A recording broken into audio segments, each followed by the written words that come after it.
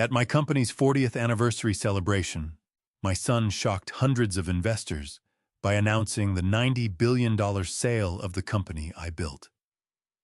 Then he said, "You're no longer part of this company. My wife told me it's time to leave. I asked, did you sell it without my patents?" She smirked. "We sold what belonged to us."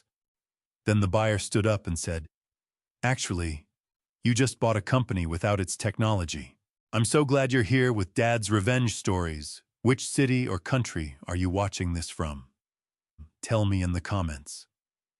Please note this story includes fictional elements crafted for entertainment and educational purposes. Any resemblance to actual names or locations is strictly coincidental, but the underlying message brings clear value. 40 years.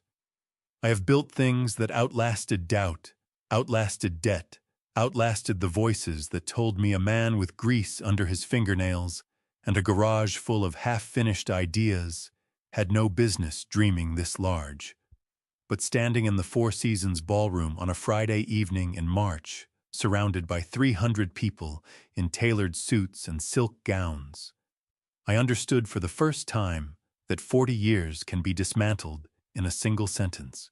The room was everything money could make it, chandeliers throwing warm gold across the faces of investors I had known for decades, a jazz trio near the terrace servers moving through the crowd with champagne so cold the flutes wept condensation.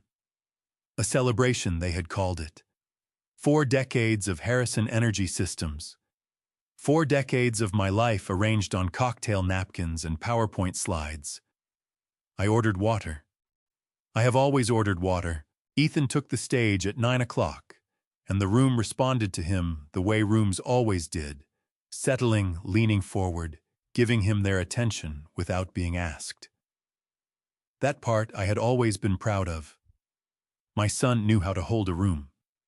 He had learned it year by year, and watching him walk to that microphone in his charcoal suit, I felt the complicated love of a father who sees himself and something entirely different reflected back at the same time. Tonight.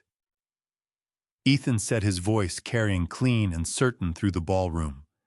We celebrate 40 years of Harrison Energy Systems, 40 years of vision, 40 years of building something that changed the world. Applause rolled across the room like a wave. I brought my water glass to my lips. "Wood and great legacies," Ethan continued, "must be carried forward by the right hands." He paused, that practiced pause I recognized, the one he used before announcements he had rehearsed many times. Tonight I am proud to announce that Harrison Energy Systems will be acquired by Caldwell Capital in a transaction valued at $90 billion. The room erupted. I placed my water glass on the nearest table with a steadiness that I had to construct deliberately, piece by piece, because what moved through my chest in that moment was not rage. It was the specific cold shock of a man hearing something he had half suspected and fully hoped was wrong. $90 billion. Announced at a party. Without a single conversation with me. At the far end of the room near the presentation screen, I spotted a man I did not recognize, late 50s, silver-haired, the kind of composed and watchful stillness that belongs to people who are paid to notice everything. He had a leather portfolio open on the table in front of him, and a pen in his hand that had stopped moving the moment Ethan began speaking. I filed him away and said nothing. Then Ethan looked directly at the table where I sat, and his voice did not waver, and that steadiness hurt more than anger would have. "Effective immediately, my father, Victor Harrison, will be stepping down from all operational roles. We thank him for his decades of service to this company." Decades of service. 40 years of my life compressed into a line of corporate courtesy spoken by my own son. Vanessa appeared at my elbow before the applause had finished. She bent close, her voice pitched low enough that only I could hear it. And what she said landed in my chest, like a blade finding the exact space between ribs. "It's time to go, Victor. You're done here." The room was still clapping. No one was looking at us. I looked at Ethan. My son would not meet my eyes. I looked at Richard Caldwell standing near the terrace with a champagne flute and the expression of a man watching an investment mature exactly on schedule. Then I looked at Vanessa, who was watching me with the careful, patient attention of someone waiting for a signature. I stood up slowly. Every joint in my 68-year-old body registered the movement. And then, because I had spent 4 decades learning that the most important questions are the ones nobody expects you to ask, I said it clearly enough for the nearest tables to hear. "So you sold the company without my patents? Vanessa's smile flickered just once, just fractionally, before she recovered it. "We sold our business, Victor." Her voice was careful and unhurried, stripped of every edge. "Everything that belongs to Harrison Energy Systems." "That's right," Ethan said from the stage, his microphone still live, because he had heard me and could not stop himself from answering. "We sold what's ours." The silver-haired man at the presentation table stopped writing entirely. He closed his portfolio with a sound that was quiet, but in the sudden small silence around our table perfectly audible. Then he stood unhurried, deliberate with the movements of a man who has just recalculated everything and looked not at Ethan, not at Vanessa, but directly at me. "Actually," said David Walker, lead transaction counsel for the acquiring consortium, and his voice carried the particular measured weight of a man who has spent 30 years in boardrooms knowing exactly when a deal has just become something else entirely. "I think we need to pause." Richard Caldwell's champagne flute stopped halfway to his mouth. Ethan gripped the edges of the podium, his knuckles going white under the stage lights, and for the first time that evening, he looked like what he was. A 38-year-old man standing at a microphone in front of 300 people, suddenly unsure of the ground beneath his feet. Vanessa's hand found my arm. Her grip was no longer the managed, gentle pressure of a woman guiding her father-in-law. It was tight, urgent. The grip of someone whose plan has just developed a variable they did not account for. I looked at David Walker across the ballroom. He looked back at me with an expression that I recognized, the expression of a man who has just understood that the most important person in the room is not the one standing at the microphone.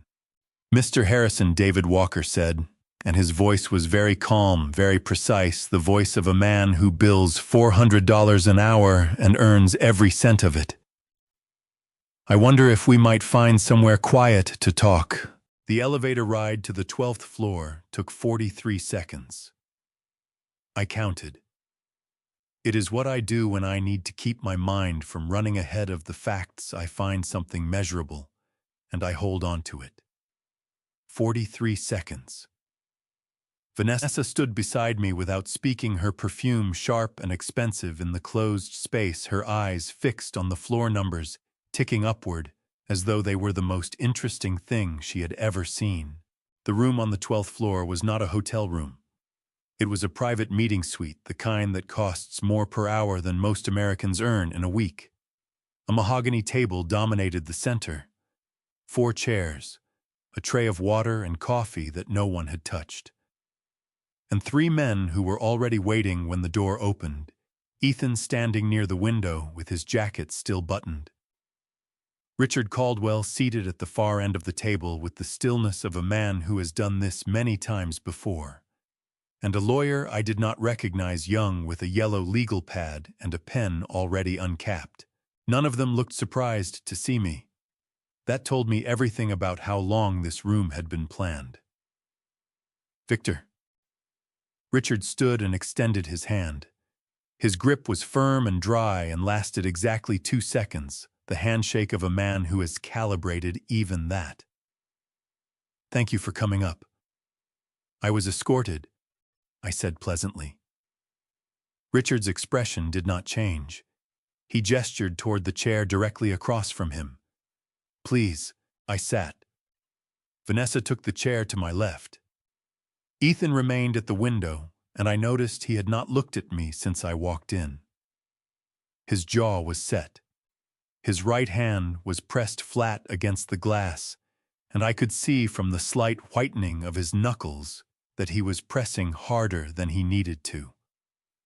Richard nodded at Vanessa, who reached into her clutch and placed the white envelope on the table in front of me. "Go ahead and open it," Richard said. Not a request. I picked up the envelope, broke the seal, and removed the document inside. 40 pages, single-spaced, already tabbed with colored stickers at the signature lines. I have reviewed a great many contracts in my life, and I can tell within the first 30 seconds whether a document was drafted by someone who expected pushback or someone who expected none. This one was drafted by someone who expected none.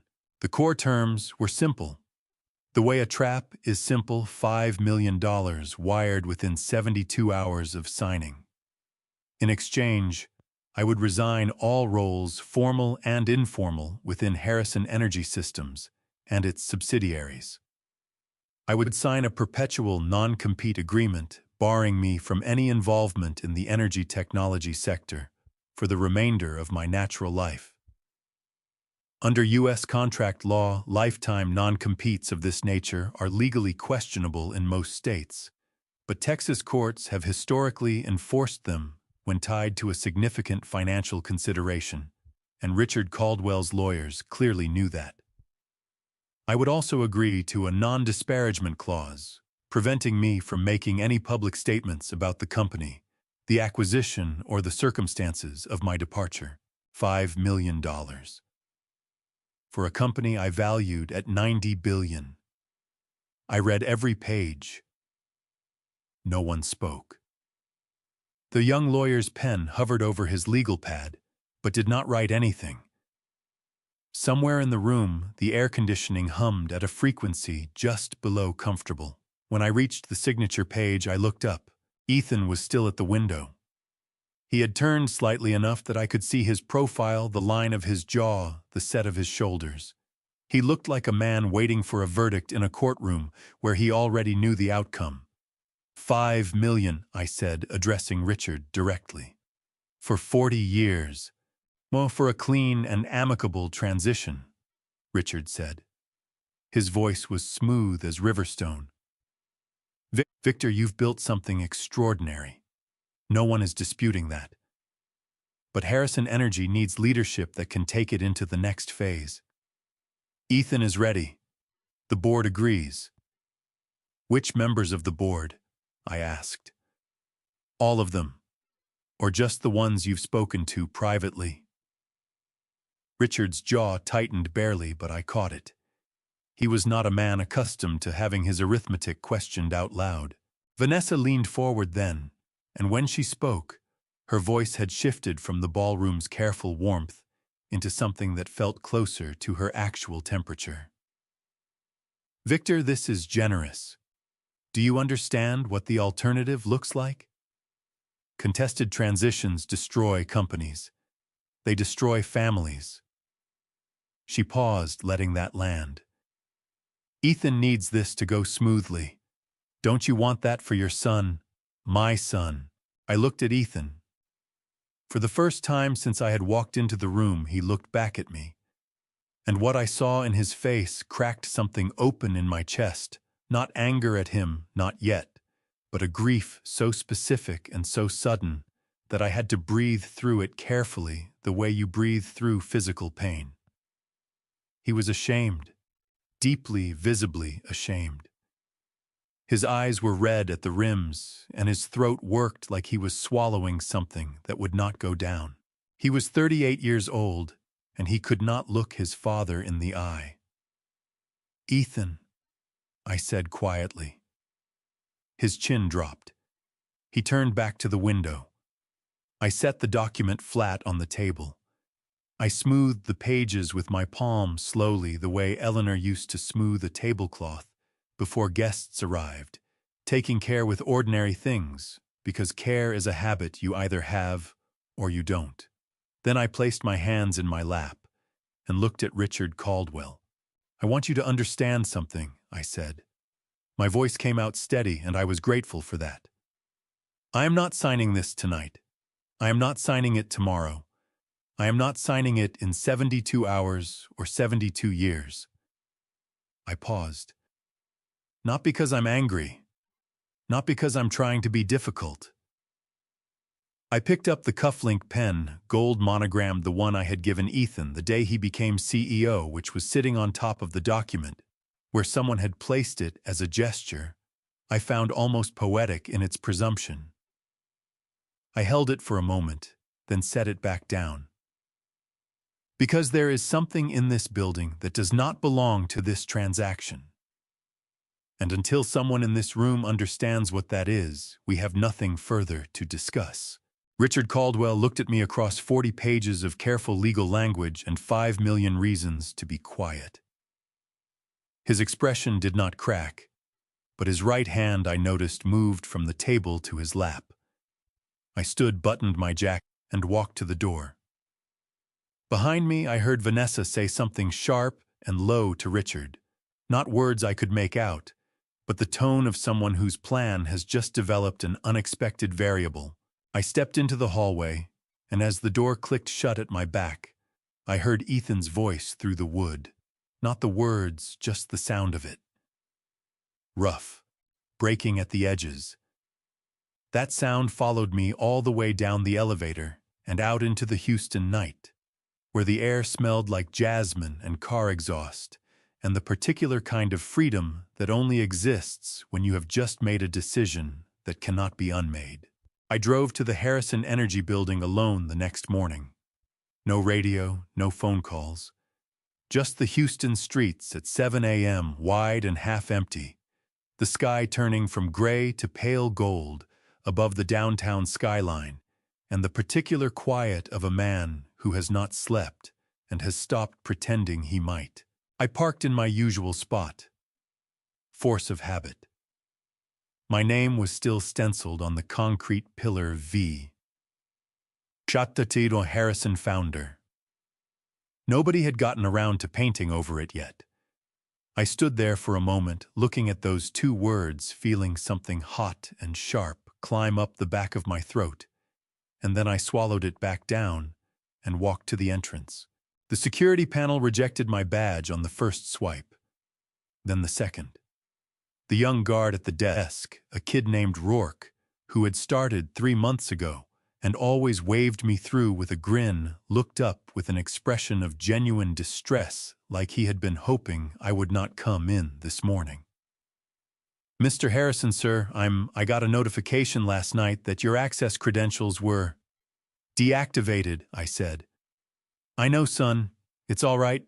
Go ahead and call upstairs." He reached for the phone with a hand that was actually trembling. Poor kid, and I stepped back from the desk and looked up at the building. 32 floors of glass and steel that I had chosen, argued over, and paid for. The architect had wanted something flashier. I had wanted something that looked like it was built to last. On the 3rd floor, the Technical Operations Center where the core system control panels lived, the indicator lights were blinking red. A slow, rhythmic pulse like a heartbeat in distress. I had not seen those lights in 40 years of walking into this building. I had designed them myself in 2013, sitting at the kitchen table of the house Eleanor and I shared, before she passed with a cup of coffee gone cold at my elbow, and Claire Morgan on the phone asking me a question that changed everything. "Victor," Claire had said, "does the company own your core technology, or do you?" I had not been able to answer her that night. It had taken me 3 months of legal review patent filings and some of the most uncomfortable conversations of my professional life to arrive at the answer. But the answer, when it came, was clean and irreversible. The core technology, the adaptive energy management algorithm, the proprietary charging protocols, the biometric security architecture belonged to me. Victor Harrison Private Citizen, not Harrison Energy Systems. The company held a conditional licensing agreement granting it the right to use the technology under specific terms. One of those terms was explicit if operational control of the company transferred to a new entity without my written consent. The licensing agreement became void, and the system would automatically revert to a locked state requiring my biometric authentication to reactivate. In plain English, without my thumbprint and retinal scan, the technology that made Harrison Energy worth $90 billion would not run. Not the machines, not the production line, not the demonstration units, nothing. I had built that failsafe into the system the same way I built everything quietly, carefully, and without announcing it to anyone who did not need to know. The company's IT department knew there was a biometric lock on the core system. They did not know the lock was tied to a change of control clause in a private patent agreement. That distinction, as of last night, had become the most important distinction in the American energy sector. My phone buzzed in my pocket. Unknown number, Texas area code. I looked at it for 3 full seconds before I opened the message. It already happened. 3 words. No signature. But I knew the number. I had given that number to exactly one person outside my legal team, a young man I had first met when he was 19 years old, sitting in the Harrison Energy lobby with a worn backpack and a scholarship rejection letter he was too proud to mention, but too devastated to fully hide. Marcus Webb. I had paid his tuition at Rice University out of my own pocket, through a third-party account, and told him only that an anonymous donor believed in engineers who showed up. He had figured out the truth 2 years later and come to my office with the kind of raw-faced gratitude that makes a person feel like they have done something genuinely useful in the world. I had told him to forget it and focus on his work. He had done both, and when Ethan promoted him to executive assistant 4 years ago, he had called me from a payphone of all things to ask if I wanted him to take the position. I had told him yes. I had told him to keep his phone off during important conversations, and I had told him that if anything ever happened that he thought I needed to know immediately, he should send me exactly 3 words. It already happened. I stared at those 3 words until the letters blurred slightly at the edges, and then I looked back up at the 3rd floor. The red lights were still pulsing, slow and steady like something breathing. Mr. Harrison Rourke was back, phone in hand, looking like he genuinely wanted the floor to open and swallow him whole. I reached the executive floor. They said I should let you know that your building access has been formally suspended, pending the completion of the transition, and that if you have any questions, you should direct them to the legal department. The legal department of the company I founded. Thank you, Rourke, I said, and I meant it.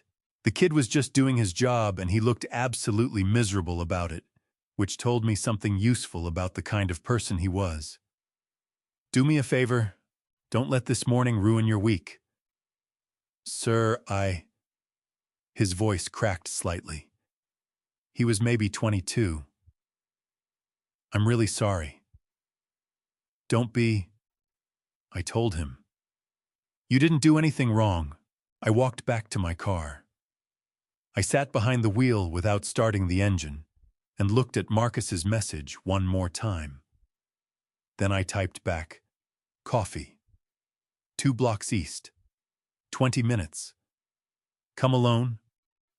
I put the phone in my pocket, started the engine, and pulled out of the parking space, with my name still stenciled on the pillar behind me.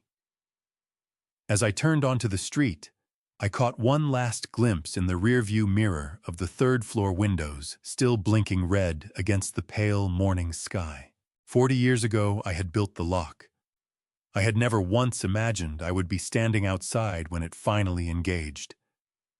But I had always known with the particular unsentimental certainty of an engineer that if I built it right, it would hold.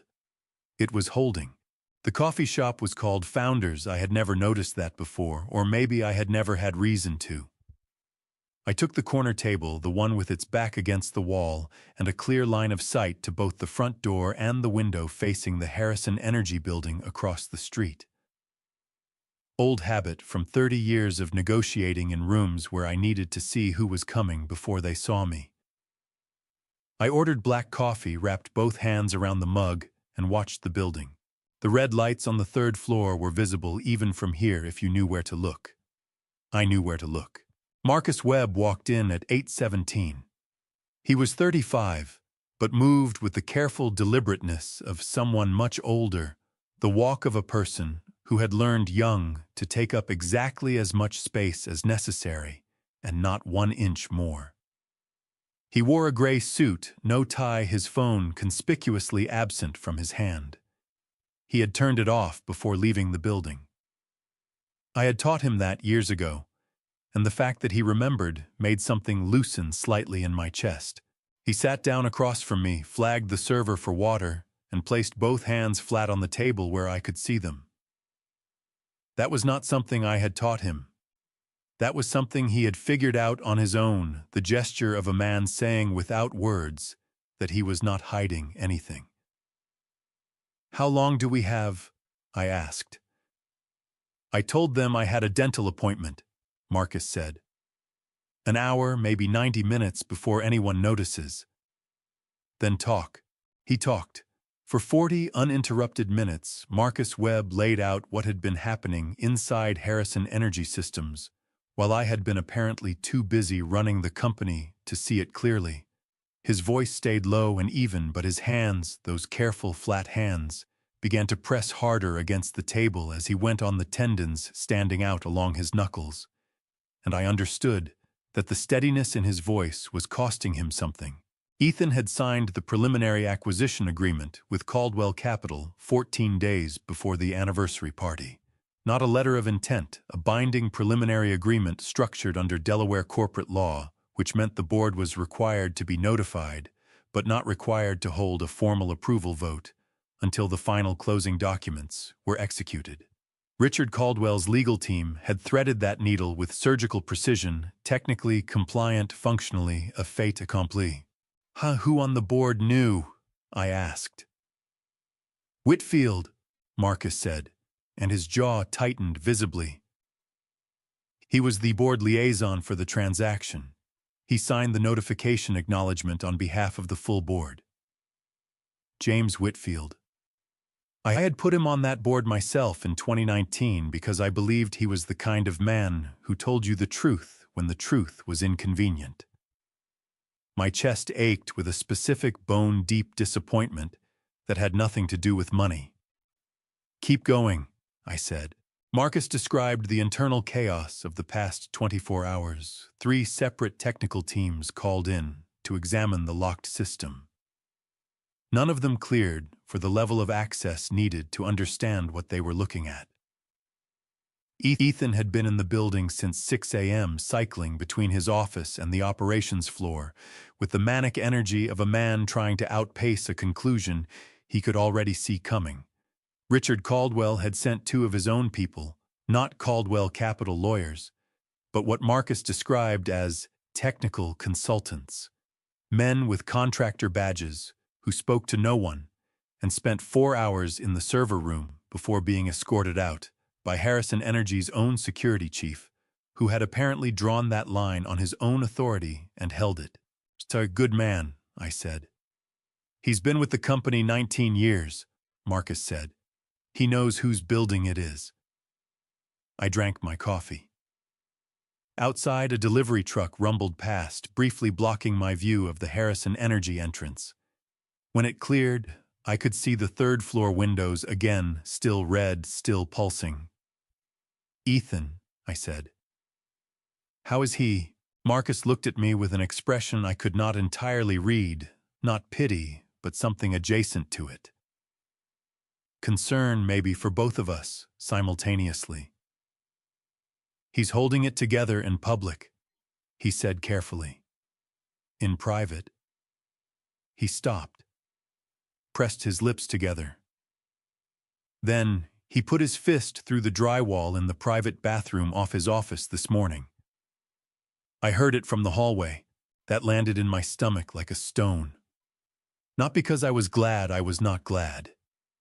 Because I knew exactly how much force it takes for a man to do something like that. And I knew my son. And I knew that the force required was not anger alone. It was the specific suffocating pressure of a person beginning to understand that the ground beneath them is not what they believed it was.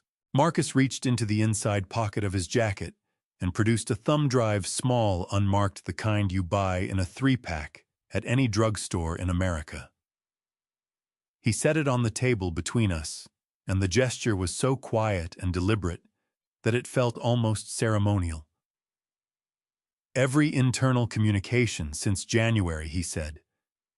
Every calendar entry, every meeting record, every email chain I had legitimate access to. I haven't read all of it. He met my eyes directly. But I saved all of it. I looked at the drive without picking it up. Marcus, I said. Are you safe? Something flickered across his face, surprise maybe that, after everything I had just heard, that was my first question. Then his expression steadied into something that looked unmistakably like loyalty. Raw and uncomplicated, the kind you cannot manufacture. They have no idea what I know, he said. They never thought to ask. People like Richard Caldwell. He shook his head, and his voice carried a quiet contempt he had clearly been holding for some time. They don't think people like me pay attention. That, I said, picking up the drive and closing my fingers around it, is the most expensive mistake Richard Caldwell has ever made. Marcus exhaled a long, controlled breath that told me he had been carrying the weight of the past 2 weeks in his ribcage and had not had anyone to set it down with until this moment.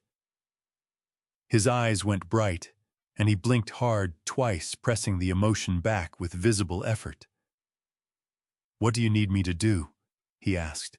I slipped the drive into my breast pocket next to my heart, which was beating with a steadiness I was genuinely grateful for.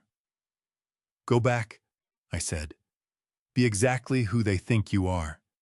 And call me tonight, not from your cell. Use the landline at your apartment. He nodded, pushed back his chair, and stood. He was halfway to the door when I said his name. He turned. You did the right thing, I told him. I know it wasn't easy. Marcus Webb, who had grown up without the kind of safety net that makes hard choices feel survivable, pressed his mouth into a line and nodded once, sharp and certain, the nod of a man who has decided who he is and intends to stay that person regardless of the cost. Then he walked out into the Houston morning without looking back. I sat with my coffee and watched the red lights pulse across the street, and I thought about what it means to build something that holds not a company, not a patent, but a person's belief in their own integrity. That, I thought, is the hardest engineering of all. I knew Daniel Ford's address the way I knew my own social security number. Not because I looked it up, but because it had simply lived in my memory for so long it had become part of the furniture. The drive to Memorial took 20 minutes through Sunday afternoon traffic, past the kind of Houston neighborhoods where the oak trees are old enough to have opinions. I had made this drive hundreds of times over 40 years for cookouts, for Christmas dinners, for the kind of long Saturday evenings where 2 men who built something together sit on a back porch and talk about everything except how much they miss the early days. I pulled up in front of Daniel's house and sat in the car for a moment.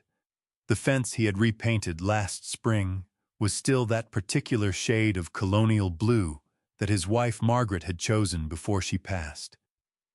The garden looked tended. The lights inside were on. I rang the bell.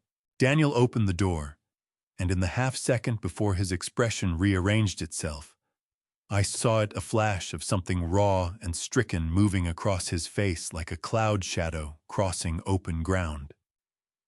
Not surprise. Dread. Victor, he said. His voice came out rough like a man who had been clearing his throat all morning without success. Hello, Daniel, I said. Can I come in? He stepped back. His hand on the door frame was gripping the wood so hard his knuckles had gone the color of old bone. We sat in the living room, the same room where we had spent 1,000 evenings arguing about battery chemistry and fuel cell tolerances, and whether the Houston Texans would ever figure out their offensive line. Daniel sat in the armchair he always sat in.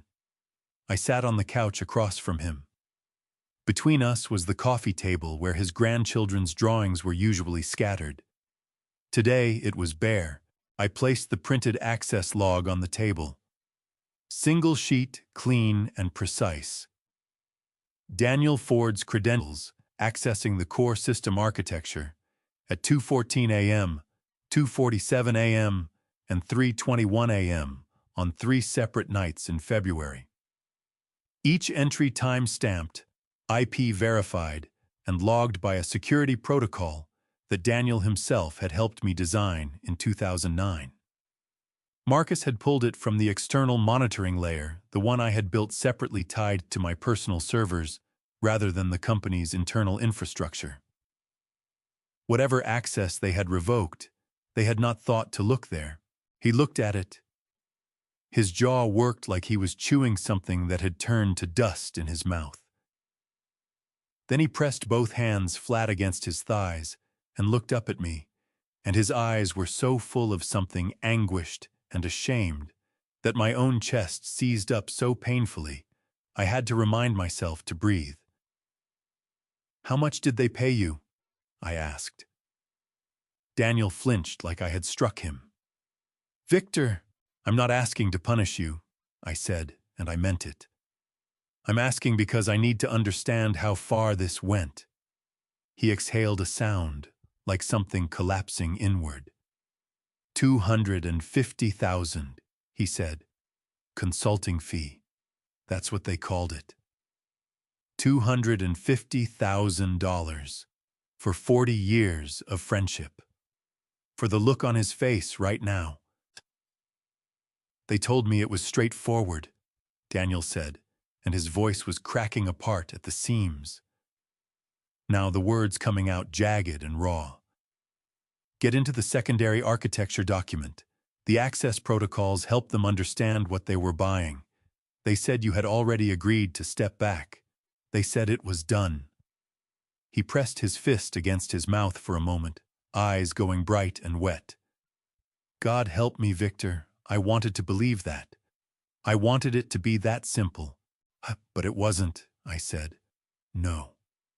He shook his head, the motion heavy and exhausted. 3 attempts. 3 nights I sat at my desk at 2 a.m. trying to find a way through, and every time the system pushed me back to a layer I had never seen before. A layer neither of us ever built together. He looked at me then with something that was equal parts grief and disbelief. You put something underneath everything, didn't you? Something you never showed me. Yes, I said. The sound Daniel Ford made then was not quite a sob, but it was close, a sharp intake of breath that he caught halfway and held his eyes squeezing shut, one hand coming up to cover his face. His shoulders shook once, just once. Then he pulled himself back together with the visible, painful effort of a 67-year-old man who had spent his whole life believing he was a person of integrity and was now sitting across from the evidence that he had been wrong at least once about the thing that mattered most. Did you ever think, I said quietly, about calling me first? He dropped his hand from his face. His eyes were red-rimmed and wet. Every night, he said. Every single night. I stood up. My legs felt older than usual, which happens sometimes when something hurt, in a way that bypassed the mind and went straight to the body. I picked up the access log from the table and folded it once. They're going to come back to you, I said. They'll need something else, a statement, a document, something to shore up what they think they're building. I held his gaze. When they ask, don't say no right away. Daniel's brow creased with confusion so genuine it almost broke something in me. What does that mean? I walked to the door. The colonial blue fence was bright in the afternoon sun outside the window, and I thought about Margaret Ford, choosing that color on a Saturday morning with paint swatches spread across the kitchen counter, laughing at something Daniel said. Some things you cannot get back, but some things, if you are careful, and if you are honest, and if you move correctly, you can still protect. It means, I said, that not every door that opens is a trap. Sometimes it's an invitation. I put my hand on the door handle. Take care of yourself, Daniel. I left before he could ask another question, because the answer would have required telling him things it was not yet time for him to know. Claire Morgan's office on the 31st floor of Chase Tower had the best view of downtown Houston that money could buy, and Claire had never once mentioned it in 12 years of working together. That was the thing about Claire. She was the least decorative person I had ever met in the best possible sense. No artwork on her walls except a framed copy of the 14th Amendment and a whiteboard covered in case citations. No plants. No photographs except one small picture on the corner of her desk that I had never asked about and she had never explained.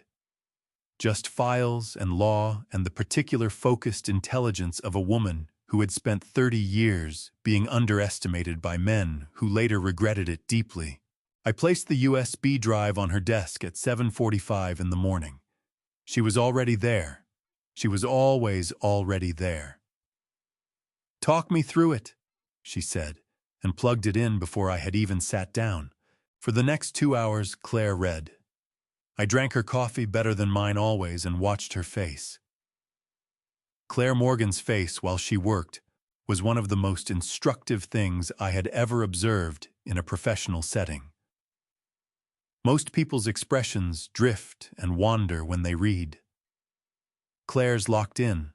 Her jaw set, her eyes moved with precise rhythmic efficiency, and when she found something significant, her right index finger tapped the desk once, a single quiet percussion that I had learned over 12 years to listen for.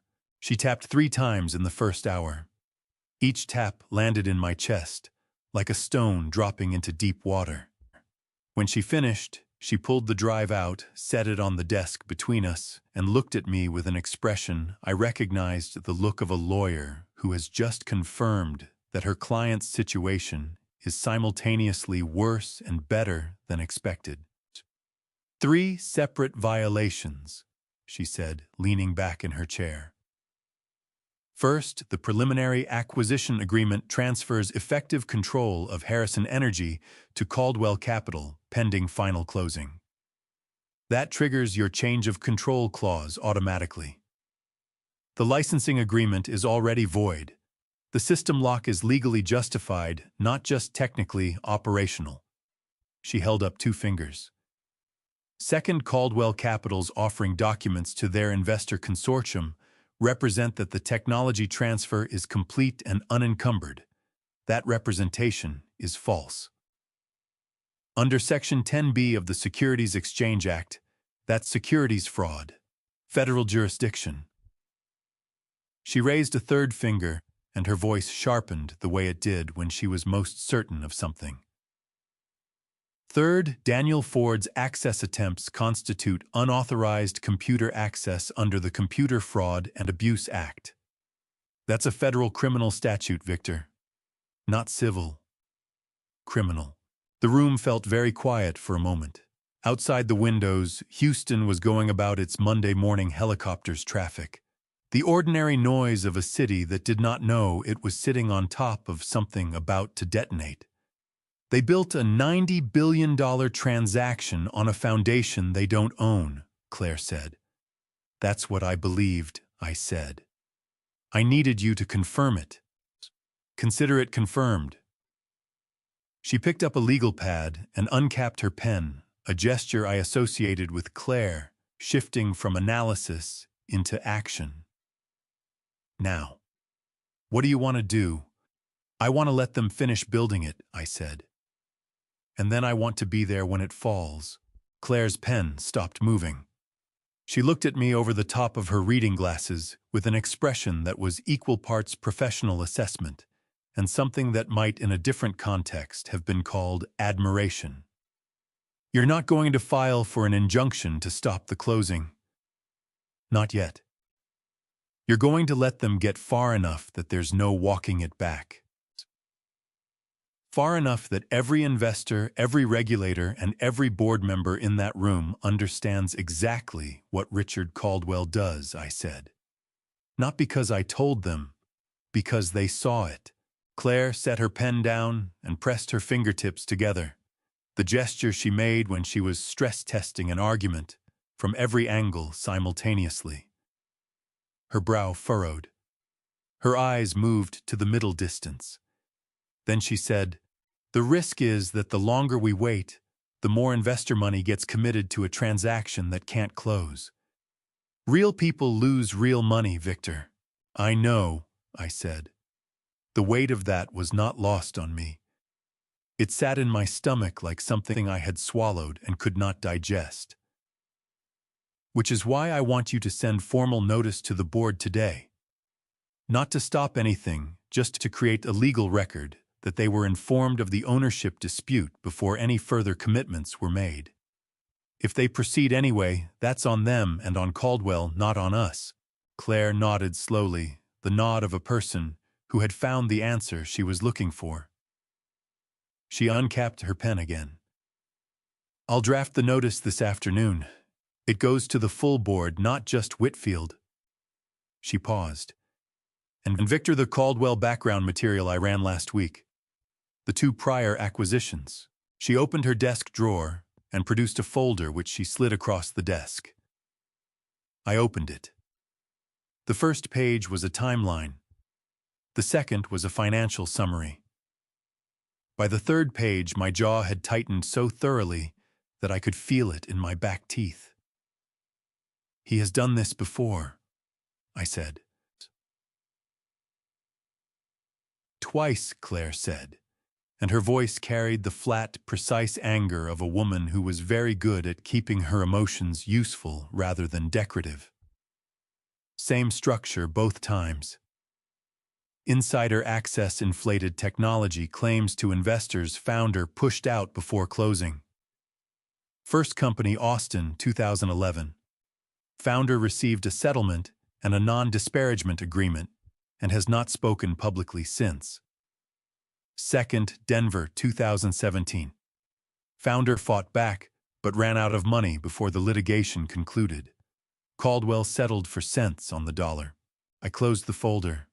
My hands were absolutely steady, and I was grateful for that because what I felt underneath the steadiness was a cold fury so thorough and so complete that it had passed through heat entirely and come out the other side as something almost peaceful. "He thought I would run out of money too," I said. "Or courage," Claire said. "He doesn't know you very well." "No," I said. "He doesn't."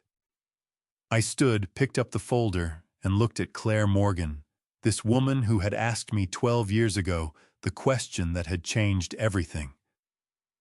"How long before they start pushing for an accelerated closing?" 2 weeks, she said. "Maybe 3. The system lockout is creating pressure they can't explain to their investors. They'll need to move fast or the deal dies on its own." "Then we have 2 weeks, I said. Claire was already writing when I reached the door. I paused my hand on the frame. "One more thing," she said without looking up. "The Caldwell file, there's a third case, incomplete. Started in Phoenix in 2022. The founder disappeared from public record 18 months ago." She looked up then, and her eyes were steady and serious. "I don't know what that means yet. But I thought you should know it exists, because if Richard believes he can make founders disappear quietly, He has already decided what happens to Ethan when this is over. I held that information for a moment, feeling it settle into the architecture of everything else I now understood about Richard Caldwell. Then I nodded, once walked out of Chase Tower, and stepped into the Houston morning, carrying the particular weight of a man who has just confirmed that the fight he is in is larger and more serious than even he had imagined. The days after my meeting with Claire moved slowly, the way dangerous things often do not with the rushing urgency of a storm, but with the patient grinding pressure of a fault line shifting deep underground, invisible to everyone standing on the surface. I stayed away from the Harrison Energy Building entirely. There was nothing useful I could accomplish by standing outside it, and a great deal I could accomplish by staying in my apartment and answering the phone every evening when Marcus called from the landline in his kitchen. He called at 9 o'clock, without exception, every night that first week. I started keeping a legal pad on the table beside my reading chair, the same chair Eleanor had reupholstered in green leather the year before she passed, the one she used to say was the ugliest and most comfortable thing she had ever touched. I wrote down everything Marcus told me in the same handwriting I had used to fill notebooks in the garage 40 years ago, small, precise, slanted slightly to the right.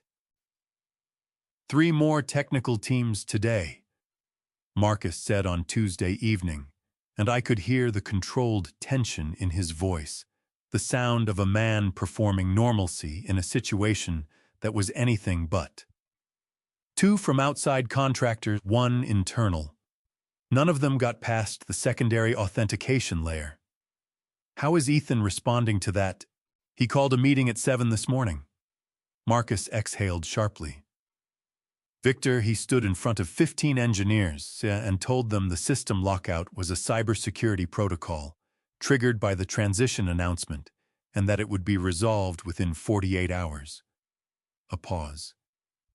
He said it like he believed it. That hit me somewhere tender.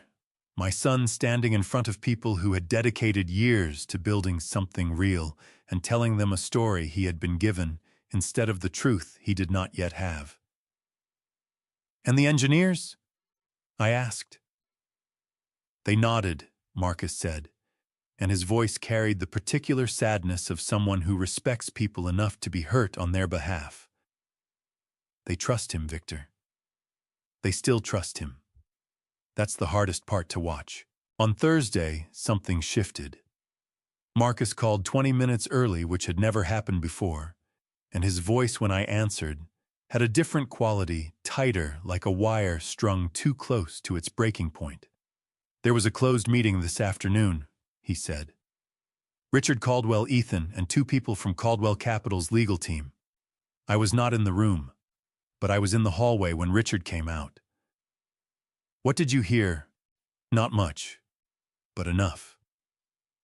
Marcus took a breath that was audible even through the phone line. Richard said, and I am giving you his exact words, "We need to close before anyone starts asking questions we can't answer." And then he said, "Ethan, this is about protecting both of us. If this falls apart, it falls apart on everyone." I pressed the pen hard enough against the legal pad that the tip went through the paper. "Marcus," I said, keeping my voice level with the specific effort of a man who has learned that panic is a luxury he cannot afford. Did Ethan respond? He said, "I understand." But Victor. Marcus stopped. When he continued, his voice was raw and quiet, like something had scraped it on the way out. The way he said it, he didn't sound like a man who understood. He sounded like a man who was starting to realize he didn't understand anything at all. I set the pen down. That sentence expanded in the room around me, filling up the corners, and I sat with it for a long moment before I trusted myself to speak. "Are you logging everything?" I asked. "Every word I can reach," Marcus said. "Victor, there's one more thing." His voice dropped further, careful now, in the way of someone choosing each word before releasing it. I ran a quiet search on the two Caldwell Capital people in that meeting. One of them is a crisis communications attorney, not a transaction lawyer, a crisis lawyer. That distinction was not small. Transaction lawyers close deals. Crisis lawyers manage the aftermath when deals go catastrophically wrong. They build narratives. They manage liability exposure. They identify who carries the weight when the structure collapses. Bringing a crisis lawyer into a transaction before it closes meant someone at Caldwell Capital was already planning for a specific kind of failure. Richard is building himself a landing pad, I said. And Ethan is the ground, Marcus said, and his voice broke slightly on the last word, just fractionally, just enough, because Marcus Webb was 35 years old, and he had worked beside Ethan Harrison for 4 years, and whatever Ethan's failures were, Marcus was not a person who found satisfaction in watching someone fall. Go home, I told him. Get some sleep. You're doing everything right. Victor?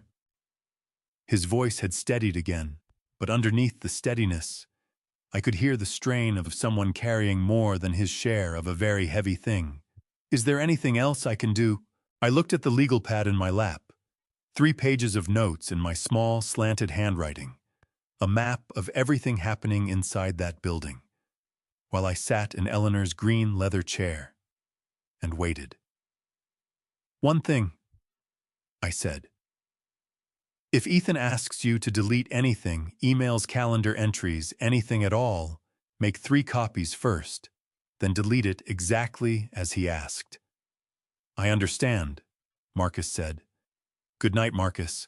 I put the phone down, looked out the window at the Houston skyline going dark, and thought about Richard Caldwell's crisis lawyer sitting in a room with my son, and about what it means to watch someone build a fire and say nothing, because sometimes the only way to show a person how badly they are going to be burned is to let them feel the heat themselves. Marcus sent the link at 6:43 in the morning, before I had finished my first cup of coffee. I saw the notification on my phone, a local Nevada news outlet, Henderson Bureau, and something in my stomach dropped before I had even tapped the screen. Not because I was surprised, because I had known with the quiet certainty of an engineer who understands exactly what happens when you run an incomplete system at full load, that this moment was coming. I had simply hoped I was wrong about the timing. I was not wrong about the timing. The headline read, Explosion at Harrison Energy Testing Facility, Henderson, NV. No casualties, reported damage under assessment. The article was brief and factual in the way of early morning breaking news, a controlled testing environment, a prototype unit, a thermal event that investigators were describing as an equipment malfunction. Nevada OSHA, the state's Occupational Safety and Health Administration, which has jurisdiction over industrial facility incidents, had dispatched inspectors within the hour. I set my coffee down and called Claire. She picked up on the second ring. I already saw it, she said, and her voice had the quality of a person who had been awake for some time. I'm drafting the notification letter now. Walk me through what happened, I said. Technically, I want to hear you say it. The outside engineering team Ethan hired, and I want to be precise here, Victor, because this matters legally. They were working from Harrison Energy's internal documentation, not from your original patent specifications. Those are 2 different things. Claire's voice was crisp and certain, the voice she used when she needed me to follow every word exactly. Your adaptive energy management algorithm contains a thermal load distribution protocol that is not documented in any internal company file. It exists only in your original patent filing and your personal technical records. Without that protocol, any prototype operating above 60% capacity will experience uncontrolled thermal buildup within approximately 4 minutes of activation. And they ran it at full load, I said. The news report mentions a demonstration environment, Claire said, which means they were trying to show the system working at full capacity. to impress someone, probably Caldwell's people. I pressed my free hand flat against the kitchen counter and breathed through my nose for a moment.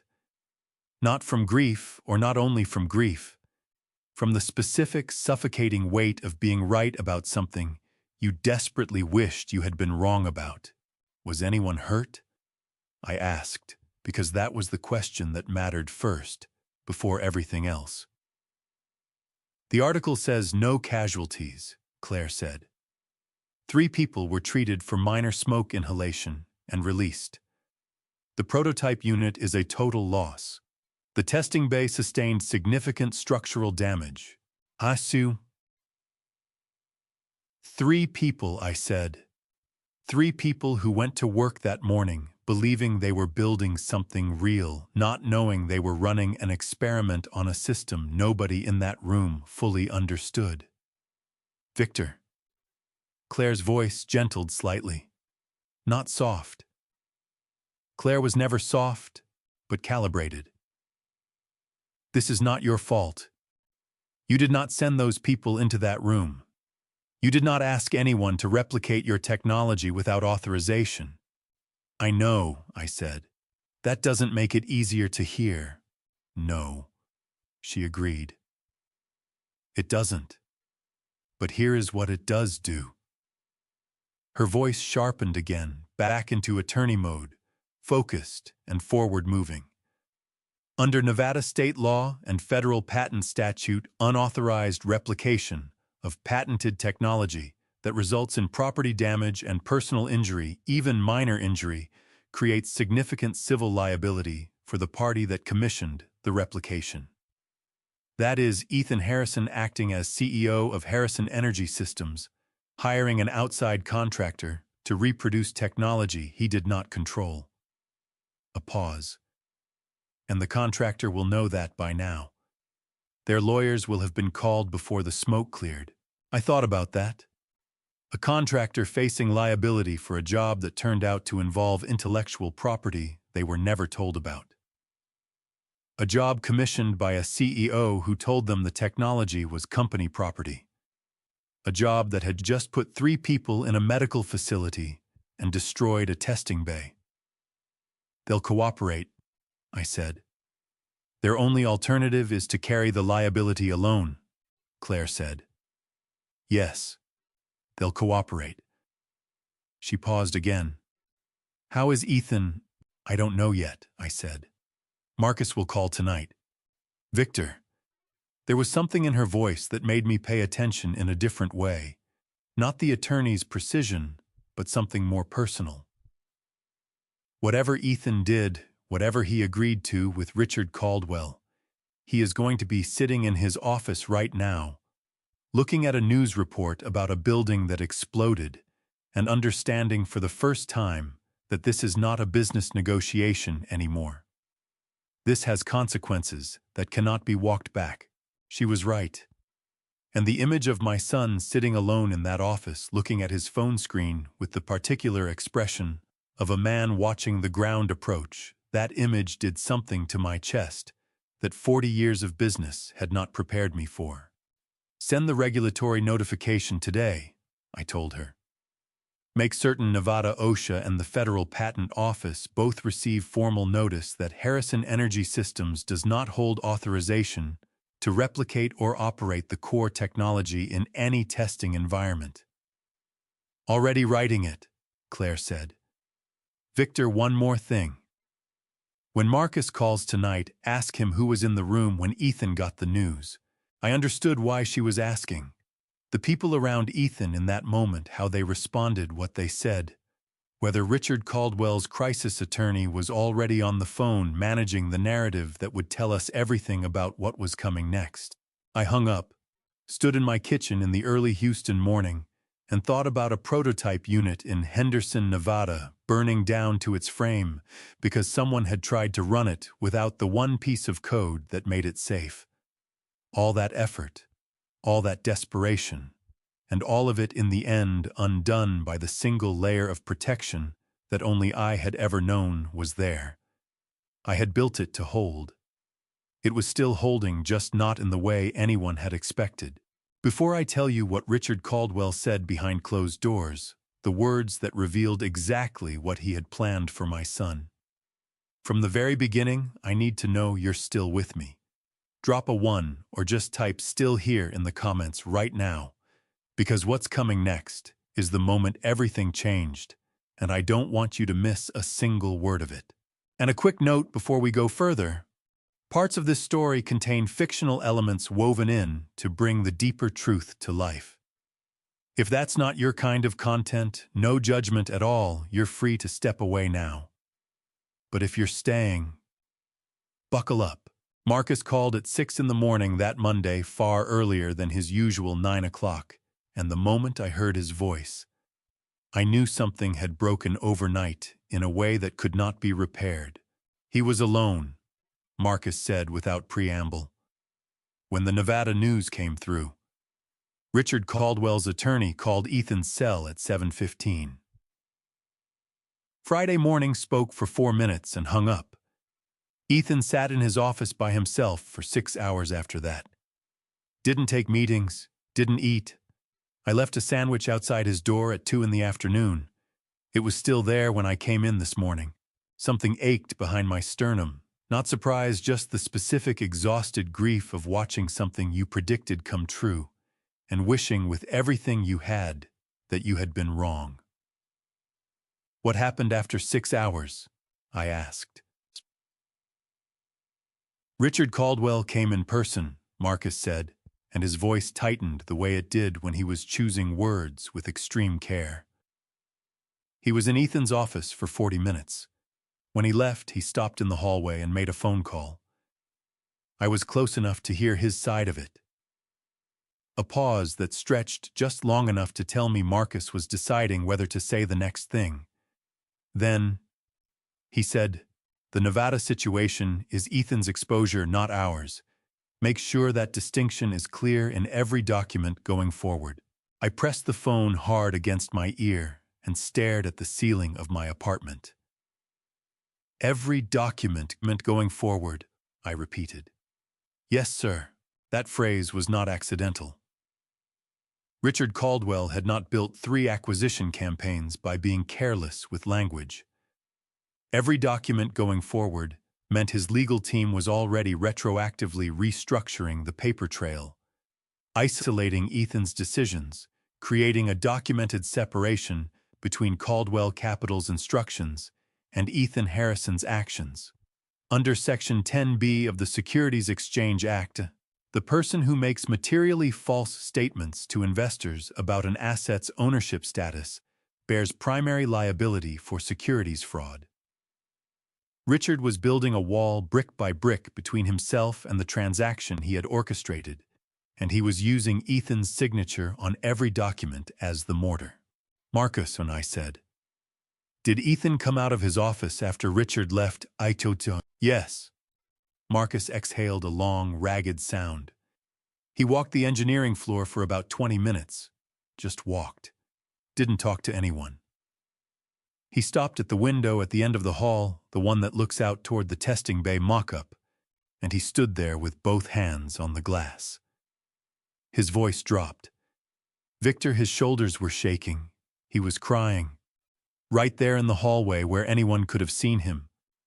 I don't think he knew I was watching. Ethan, my 38-year-old son, standing at a window with his hands pressed against the glass and his shoulders shaking alone in a building full of people who still trusted him and had no idea what was happening on the floor above their heads." My eyes burned. I pressed the heel of my hand against them and breathed carefully, the way you do when grief tries to arrive before you are ready to receive it. "You did the right thing," I told Marcus. Not interrupting him. "I didn't know what I would have said," Marcus admitted, and his voice was rough with something genuine. "Victor, does he know yet about what Richard is doing to him?" "No," I said.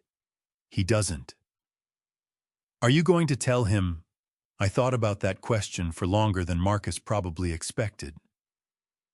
Outside my window, Houston was waking up, the distant hum of the freeway, The sound of a neighbor's door, the city resuming its ordinary business, while extraordinary things happened inside it. "No," I said finally. "Not yet. I'm going to let Richard finish." Marcus made a sound that was caught halfway between understanding and distress. "How much further does this go before I move?" I said. "Until there is no version of events in which Richard Caldwell can rewrite what he did. Until every investor, every regulator, and every member of that board has seen enough that no crisis lawyer in Washington can put a different face on it." My voice was coming out steadier than I felt, which was a habit of 68 years that I was grateful for. "Can you keep going a little longer?"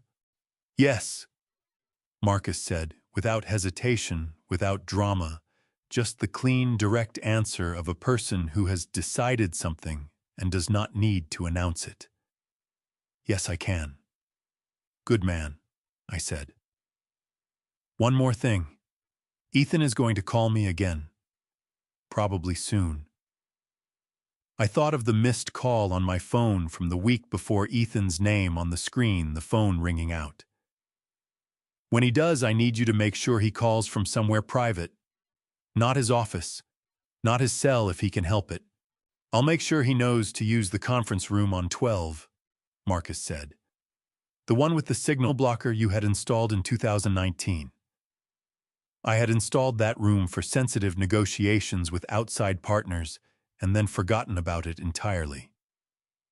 Marcus had not forgotten about it. That told me something about the quality of attention he paid to everything around him, the kind of attention that most people in positions of power never notice until they desperately need it. "Tonight," I said. "Call me tonight, same time as always, and Marcus, eat something today. Both of you." He made a sound that might have been a short, exhausted laugh.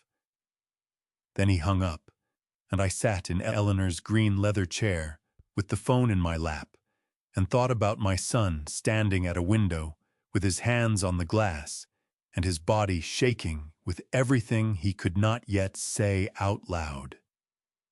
And I understood with a clarity that hurt all the way down to the bone that the hardest part of what I was doing was not fighting Richard Caldwell. It was waiting long enough for Ethan to see the truth on his own. The morning of the New York roadshow, Claire arrived at my apartment at 7 a.m. with a thermos of coffee and a legal pad already half filled with notes. "Marcus is in position?" I asked, holding the door open. "Seated 3 rows back, left aisle," she said, walking straight to the dining table and spreading her materials without ceremony. "He'll stream audio through his jacket pocket. The feed routes through an encrypted relay, nothing traceable." She looked up. "How are you?" "Steady," I said, which was mostly true. "Good." She uncapped her pen. "Then let's watch them build the fire." For the next 2 hours, we sat at my dining table in Houston, while 200 international investors assembled in the Javits Center in Manhattan, a room I knew from 3 previous industry conferences with its cathedral ceilings and its wall of glass looking north toward Midtown. I could picture it, precisely the staging, the lighting designed to make everything look sleek and inevitable, the Harrison Energy branding on every surface. Marcus's audio feed connected at 9:14. The ambient sound of the room came through first, the low, textured hum of 200 conversations, and then the lights dropped and the room settled.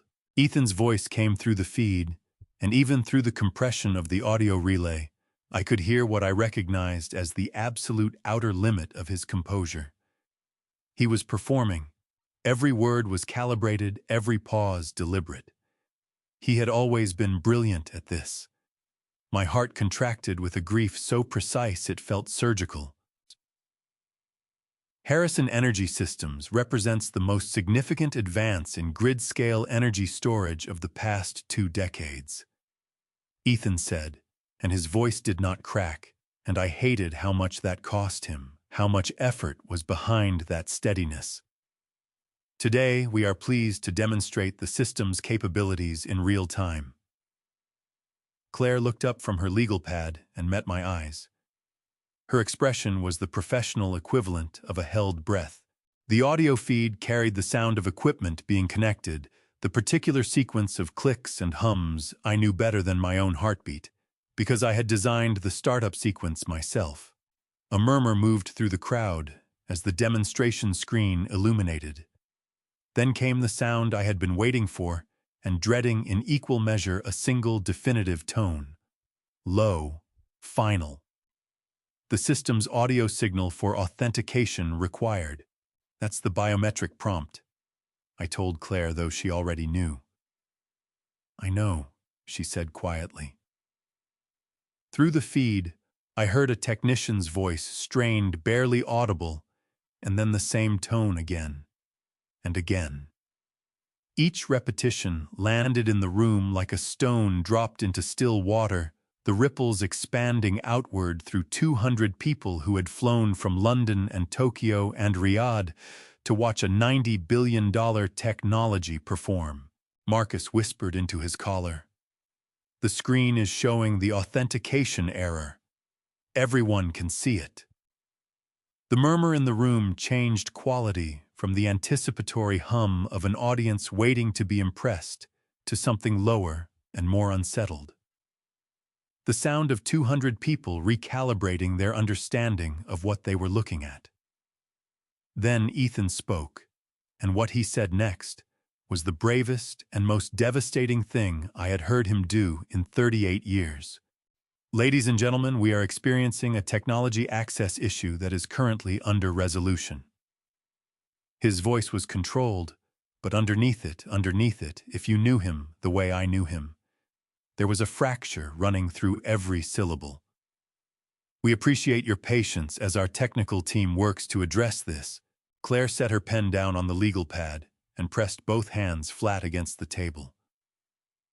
When she spoke, her voice was very quiet. He just told 200 international investors on the record in front of multiple financial journalists that he cannot access the technology he asked them to commit $90 billion to. Yes, I said. That is a material misrepresentation to investors, she said. Under Regulation FD and Section 10B, every word spoken in that room is now part of the public record. The gap between what he represented and what he just demonstrated, that gap is the lawsuit, Victor. That is the SEC investigation. That is the end of the transaction as structured. I could hear through the audio feed the sound of chairs moving, people standing, the low controlled chaos of a room that has just watched something go wrong in a way that cannot be explained away. Marcus whispered, "People are leaving. The Caldwell Capital team is huddled at the back. Richard is not in the room." Richard was not in the room. Of course he was not. "Call the board," I told Claire. "Send the formal notification today, not tomorrow." She was already writing. "Done by noon," she said. The feed cut out a few minutes later, Marcus moving, adjusting his position in the emptying room. In the quiet that followed, I sat with the particular heaviness of a man who has just watched something he built come apart in a room he was not in for reasons that had nothing to do with the technology and everything to do with the people who had decided they owned it. My phone rang while Claire was still writing. Not Marcus, not Claire's office. A Texas number that I recognized after a moment's pause, and that recognition sent a different kind of current through my chest entirely. Daniel Ford. I looked at Claire.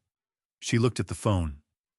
Neither of us had expected this call today at this moment from this particular man. "Answer it," Claire said, and her voice carried something that was not quite surprise and not quite certainty, something in between the tone of a lawyer who has learned never to be astonished by the timing of human conscience. I picked up the phone.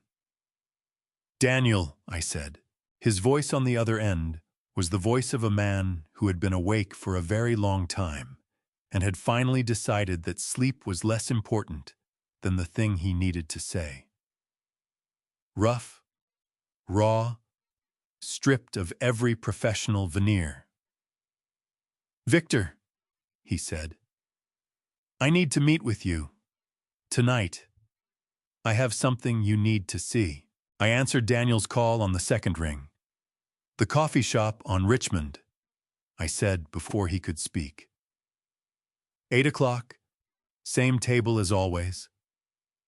A pause. Then his voice rough as gravel and twice as heavy. "You already knew I was going to call. I knew you were going to have to make a choice eventually," I said. "I'm glad you made it tonight." I arrived early. The coffee shop on Richmond Avenue had been our place for 30 years. Daniel and I had argued about battery tolerances and market timing and the Houston Texans' offensive line at that corner table more times than either of us could count. Tonight the shop was half empty, the overhead lights warm and low, a country song playing soft enough that I could hear the rain beginning outside. I ordered black coffee and sat with my back to the wall the way I always did and waited. Daniel came through the door at 8:03, and the moment I saw him, my chest seized with something that was equal parts grief and recognition.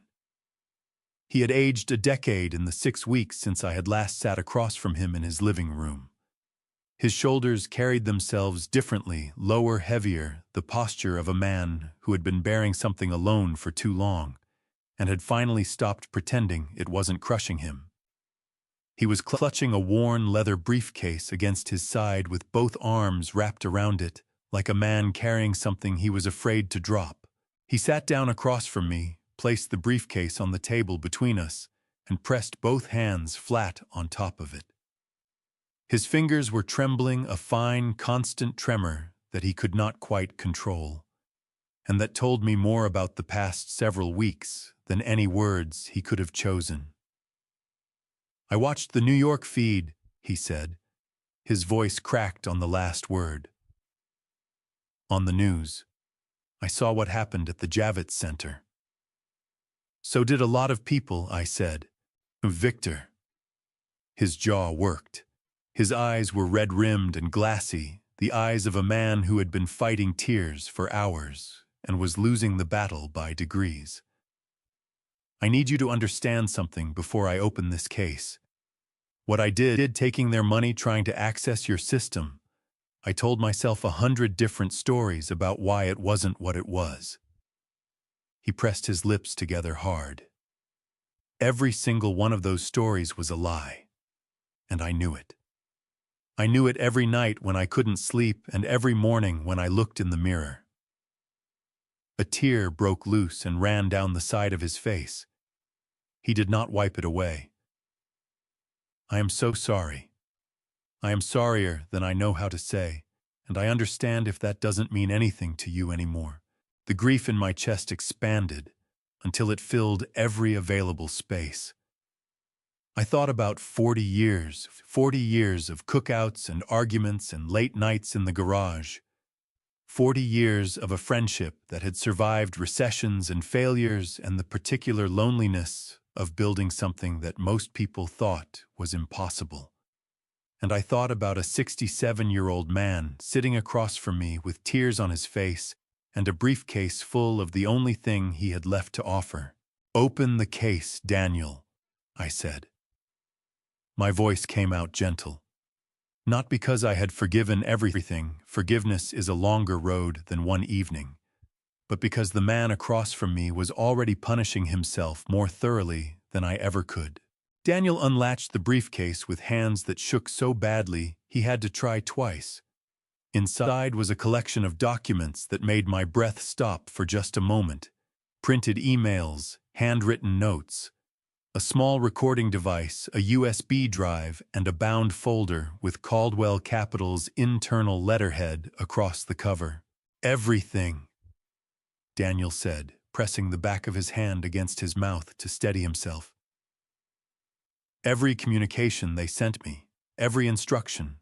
The payment records structured through 3 shell accounts in Delaware, but Claire will find the thread. He touched the recording device. And this.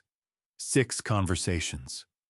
Richard Caldwell's voice, his exact words, telling me that Ethan would be. His voice broke completely for a moment. He breathed through it visibly, his chest heaving once before he pulled himself back. Telling me that Ethan would be removed from the company within 60 days of closing. That the boy was, and I am quoting exactly, a useful face and nothing more. The words landed in my chest like something physical. My son. A useful face and nothing more. Said by this man whose daughter Ethan had married, whose family Ethan had trusted with everything. Does Ethan know? I asked. Daniel shook his head hard, fresh tears spilling. No. God, no. Victor, I almost told him a dozen times. I almost called him. He pressed both fists against the table, his knuckles white and shaking. I was a coward. I took the money and I told myself it wasn't my business and I was a coward. You're here now, I said. It's not enough.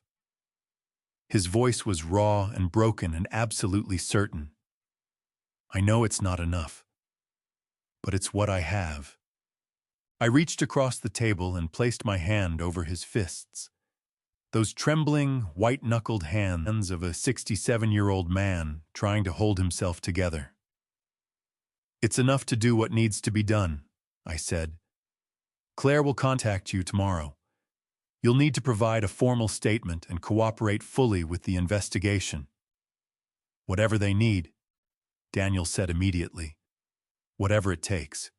There will be consequences for you, I told him honestly. Your name will be in the record.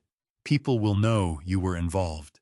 He nodded, and something in his face shifted, a settling, like a man who has been running from something, finally stopping and turning around to face it.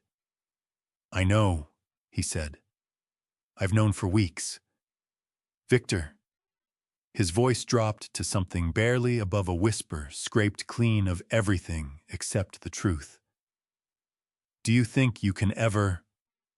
He stopped. Started again. We're not what we were, I said. I won't pretend otherwise. But you came here tonight. That matters. I squeezed his hands once, then released them. That matters, Daniel.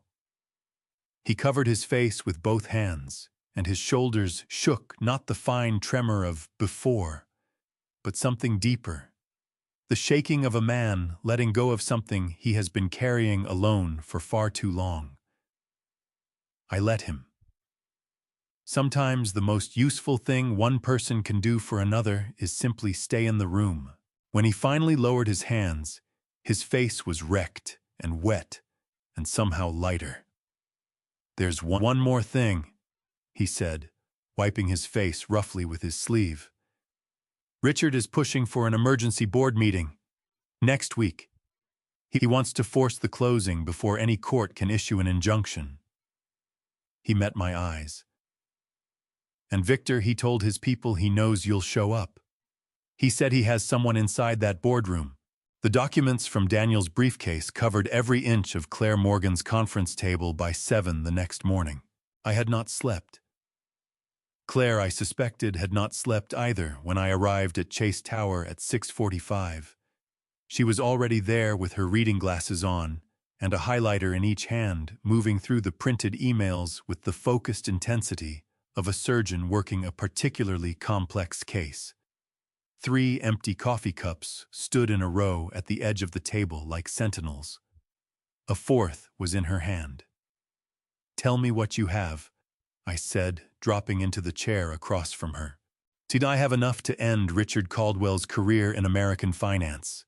She said, without looking up. The question is whether we use it to stop the transaction, or whether we use it to ensure that when the transaction collapses on its own, there is no version of events in which he walks away clean.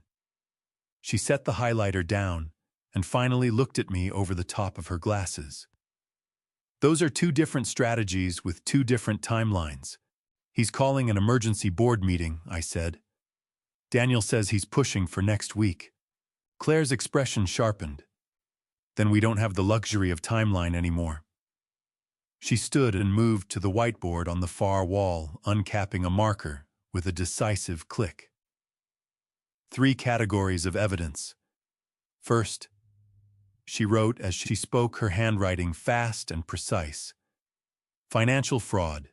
The shell account payments to Daniel structured through 3 Delaware entities to obscure the source.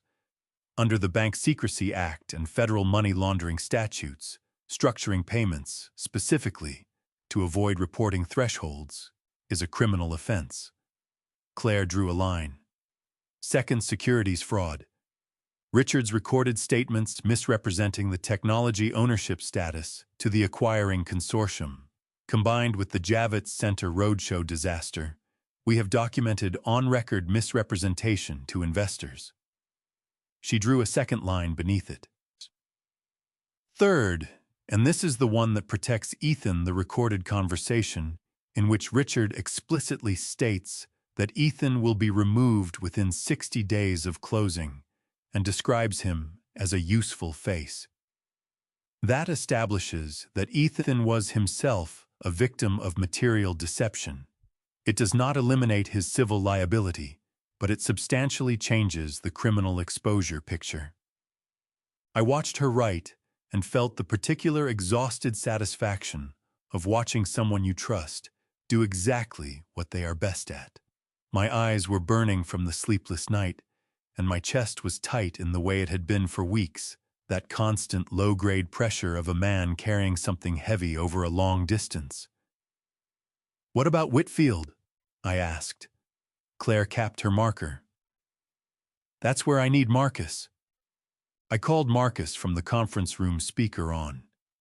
He answered on the first ring, which told me he had been waiting. "James Whitfield," I said. "Richard's man inside the board." "How certain are you?" 100%, Marcus said, and his voice was flat and certain in a way that left no room for doubt. Ethan's document pointed me to the right account number. I found the full connection 3 days ago. Whitfield holds a private investment position in a Caldwell Capital feeder fund, established 14 months ago, 2 months before the acquisition discussions began. It's structured through his wife's maiden name. Under Delaware disclosure law and the board's own conflict of interest policy, he was required to recuse himself from any transaction involving Caldwell Capital. He did not disclose. He did not recuse. A pause. "Victor, he voted to approve the preliminary agreement." The words hit the room like a physical thing. Claire pressed her lips together so hard they went white, and I watched her absorb the information with the controlled fury of a woman who has spent 30 years watching people in positions of trust abuse them. "On that voids his vote," Claire said, her voice clipped and precise. "And depending on how the other votes were structured, it may void the board's preliminary approval entirely. Which means the transaction has no valid board authorization." She turned to me. "Victor, if we bring this to the full board before the emergency meeting, we don't just stop the closing. We invalidate the process that got them here." "Do it," I said. "There's one more thing," Marcus said, and something in his tone made both Claire and me go very still. "I've been watching Ethan for the past 3 days, since the Javits Center." His voice dropped. "He's not sleeping. He's been in the office until midnight every night, just sitting there, going through files. I think he's starting to understand what happened to him." A beat of silence. "Victor, I think if someone put the right information in front of him, the recording, the 60-day plan, he would choose differently than he chose at the beginning." Claire looked at me across the conference table. Her expression asked the question without words. I thought about my son sitting in his office until midnight, going through files with the desperate focus of a man trying to find the place where everything went wrong I thought about what it costs a person to finally see the truth they have been running from, the specific, shattering weight of it. "We need Ethan," Claire said quietly. "Not just as a witness, as someone who stands up in that room and tells the board what was done to him. Victor, without that, Richard's lawyers will spend 6 months turning this into a family dispute and a disgruntled founder." I pressed my thumb and forefinger against my eyes, feeling the exhaustion of weeks pressing behind them. Then I dropped my hand and looked at Claire with the clarity that comes sometimes after you have run out of ways to avoid the thing you know you have to do. "I'll call him," I said. "Tonight, at the apartment." I paused. "Not his office, not his cell, the landline at my apartment. Marcus makes sure he knows to use a payphone or a landline when he calls back." "Already done," Marcus said quietly. "He asked about you yesterday, Victor. He asked if you were—" Another pause, careful and tender. "He asked if you were okay." Something cracked open in my chest. Small, sudden, unexpected, the way the first fracture in ice sounds before the whole surface shifts. My son sitting alone in an office at midnight, going through files, asking through an intermediary if his father was okay. "Tell him," I said, and my voice came out rougher than I intended, "that I will be, and that I need to talk to him." Ethan knocked on my door at 8:15 that evening. I had not heard that knock in 38 years. Hesitant, almost apologetic, the knock of a boy who was not sure if he was welcome.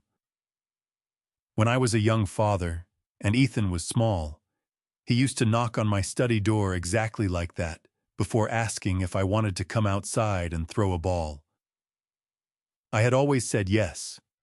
Always. No matter how deep into a calculation I was, I had always said yes. I opened the door. He was not the polished CEO who had stood at a microphone 6 weeks ago. He was not the man in the charcoal suit who had refused to meet his father's eyes in the ballroom of the Four Seasons. He was just Ethan, my son, standing on my porch, in a wrinkled button-down, with shadows so deep under his eyes, they looked like bruises. His hair unwashed his jaw, carrying 3 days of stubble he had not bothered to address. He looked like a man who had stopped performing and had nothing left underneath the performance. "Dad," he said. His voice broke on the single syllable. "Come in," I said. "I made coffee." He sat at the kitchen table, the same table where he had done homework as a boy, where Eleanor had helped him with geometry proofs, and I had taught him to read a balance sheet. I set 2 mugs down and sat across from him, and I placed Daniel's briefcase on the table between us without explanation. "Read it," I said. "Take as long as you need." Ethan looked at the briefcase, then at me, then back at the briefcase. His hands moved toward the latches and stopped. "What's in it?" he asked, and his voice was the voice of someone who already knew on some level that the answer was going to cost him something he could not get back. "The truth," I said. "About Richard. About what he planned for you." Ethan's throat worked. He unlatched the case with fingers that trembled against the metal. He lifted the first document, the email chain, Richard's instructions to his legal team, and began to read. I drank my coffee. I did not watch him. I looked out the kitchen window at the backyard, where he had learned to ride a bicycle, where Eleanor had planted roses that still came back every spring without her, and I listened to the sound of my son reading the story of his own betrayal. He read for 1 hour and 19 minutes. I know because I watched the clock on the stove the way I used to watch it when Ethan was a teenager and past curfew, counting the minutes between worry and relief. The sound that finally broke the quiet was not words. It was a sharp, ragged intake of breath, the sound of a man whose lungs have seized up on him, followed immediately by Ethan's fist coming down on the table hard enough to rattle both coffee mugs. He pressed that fist against his mouth, his whole body shaking, his eyes squeezed shut, so tight, the corners went white.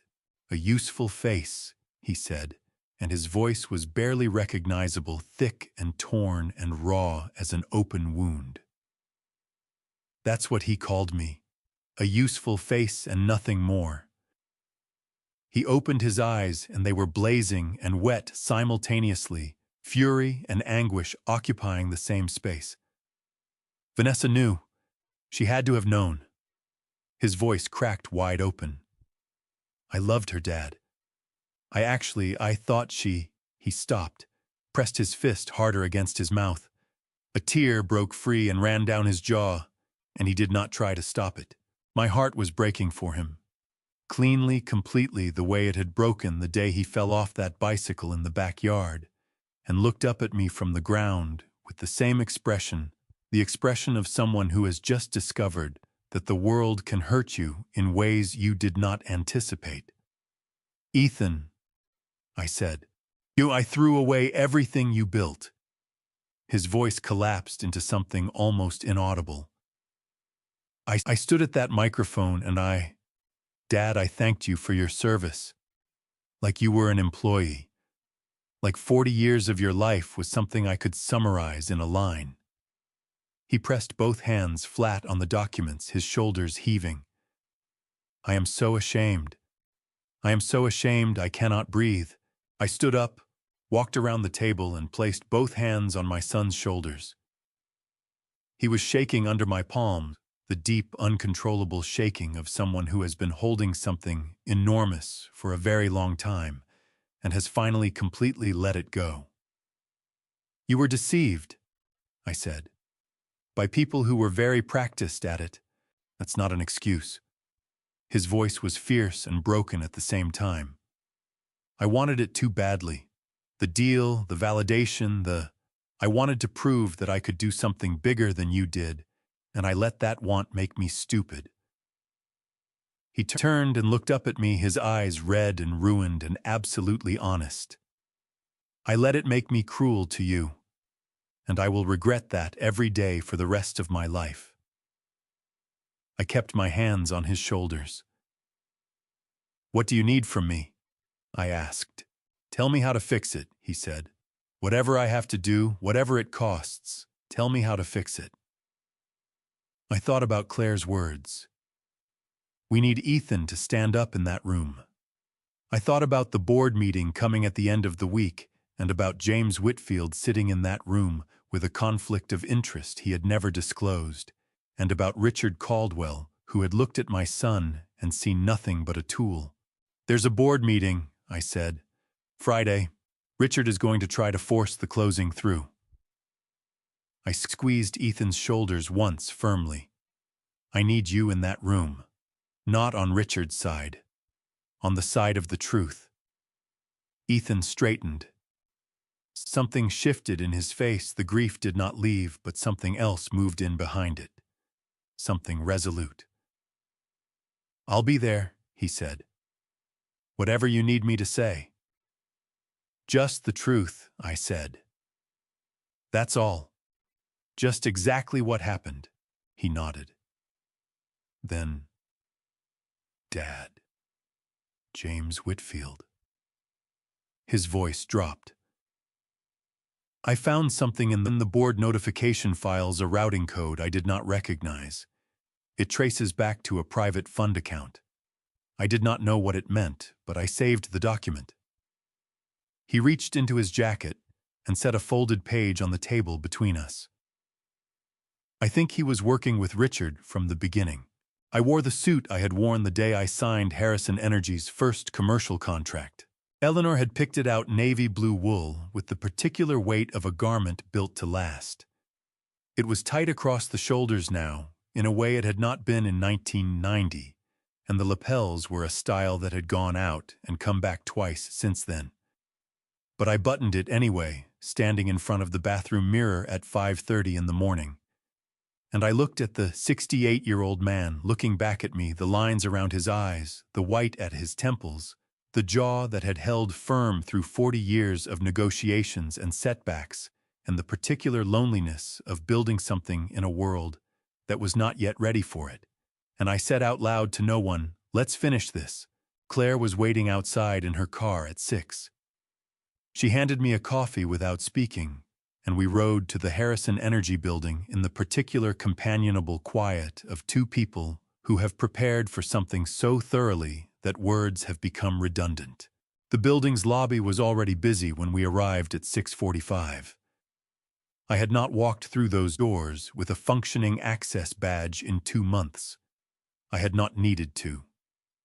Today, I did not need a badge. Today, I had something more durable. The security desk was staffed by a young woman I did not recognize. Claire placed our documentation on the counter before the woman could speak. A formal legal notice, 6 pages, filed the previous afternoon with the Harris County District Clerk and served simultaneously on Harrison Energy's registered legal agent. The notice asserted Victor Harrison's right as registered owner of the core intellectual property to attend any board proceeding in which that property was under discussion pursuant to Texas Property Code, Section 134A, and the terms of the original licensing agreement. The young woman read the first page, picked up the phone, and called upstairs. We waited. I drank my coffee. 4 minutes and 30 seconds later, I counted, she put the phone down and said, "You can go up, Mr. Harrison. The elevator to the 40th floor took longer than I remembered, or perhaps I was simply more aware of each second." Claire stood beside me with her briefcase and her legal pad, and the expression she wore when she was ready, not tense, not aggressive, simply present, and absolutely certain of every fact she carried. The boardroom doors were open when we arrived. 8 people were already seated around the long mahogany table. 6 board members, David Walker on the far side, with 2 members of the acquiring consortium's legal team, and Richard Caldwell at the head of the table with a water glass and the composed expression of a man who had decided in advance how this morning was going to go. Ethan was at the opposite end. He was wearing a gray suit I had not seen before, and his face was the face of a man who had made a decision and was living inside it, pale, composed, carrying something heavy with visible effort. When he saw me walk through the door, something moved across his face. Relief, I thought, and grief, and the particular expression of a son who is ashamed and grateful at the same time. Richard saw me half a second after Ethan did. His expression did not crack. The man had too much practice for that, but his right hand moved from the table to his lap, and I noted it the way I noted everything. James Whitfield, seated midway down the table, looked at Richard. A small look, quick, instinctive, the look of a man checking with his handler. I noted that too. "This meeting has a specific agenda," Richard said, his voice filling the room with the practiced authority of a man who has chaired 1,000 rooms. "Outside parties are not—" Claire set her documentation on the table with a sound that was quiet and absolute. "Mr. Harrison is not an outside party." Her voice was clear and calm and carried to every corner of the room without effort. "He is the registered owner of the core intellectual property constituting the primary value of this transaction. Under Texas Property Code Section 134A and the terms of the original licensing agreement between Mr. Harrison and Harrison Energy Systems, he has the legal right to be present at any proceeding in which that property is under discussion." She looked at Richard without blinking. "If you'd like to challenge that right, you're welcome to do so in Harris County District Court. I have a motion ready to file." The room absorbed this. One of the board members, Gerald Patterson, whom I had known for 15 years, looked from Claire to Richard and back again with the careful expression of a man recalibrating. David Walker across the table had opened his portfolio and was writing something in quick, precise strokes. He did not look up. But the fact that he was writing rather than objecting told me that the acquiring consortium had already been briefed by Claire's formal notice of the previous afternoon and had made their own assessment of the situation. Richard looked at me across the length of the mahogany table. His expression was controlled and assessing, and utterly without warmth, the look of a man running calculations in real time. Then he smiled, and it was the smile of a man who believes he still has a card to play. "Of course," he said smoothly. "Victor, please, sit down." He gestured toward the chair beside her, with an expansiveness that was designed to look like graciousness, and landed as something else entirely. "The more the merrier." I sat. I placed the worn leather briefcase, Daniel's briefcase, on the table in front of me. I looked around the room, slowly making eye contact with each board member in turn: Gerald Patterson, Susan Fairbanks, Robert Mills, the others, the people I had worked with, argued with, trusted with the governance of something I had built from nothing. Then I looked at James Whitfield. He looked away first. His hand reached for his water glass and missed it slightly. Catching the rim, and the small sound of glass on mahogany was the loudest thing in the room for just a moment. Richard cleared his throat and opened the meeting with the agenda. His voice was smooth.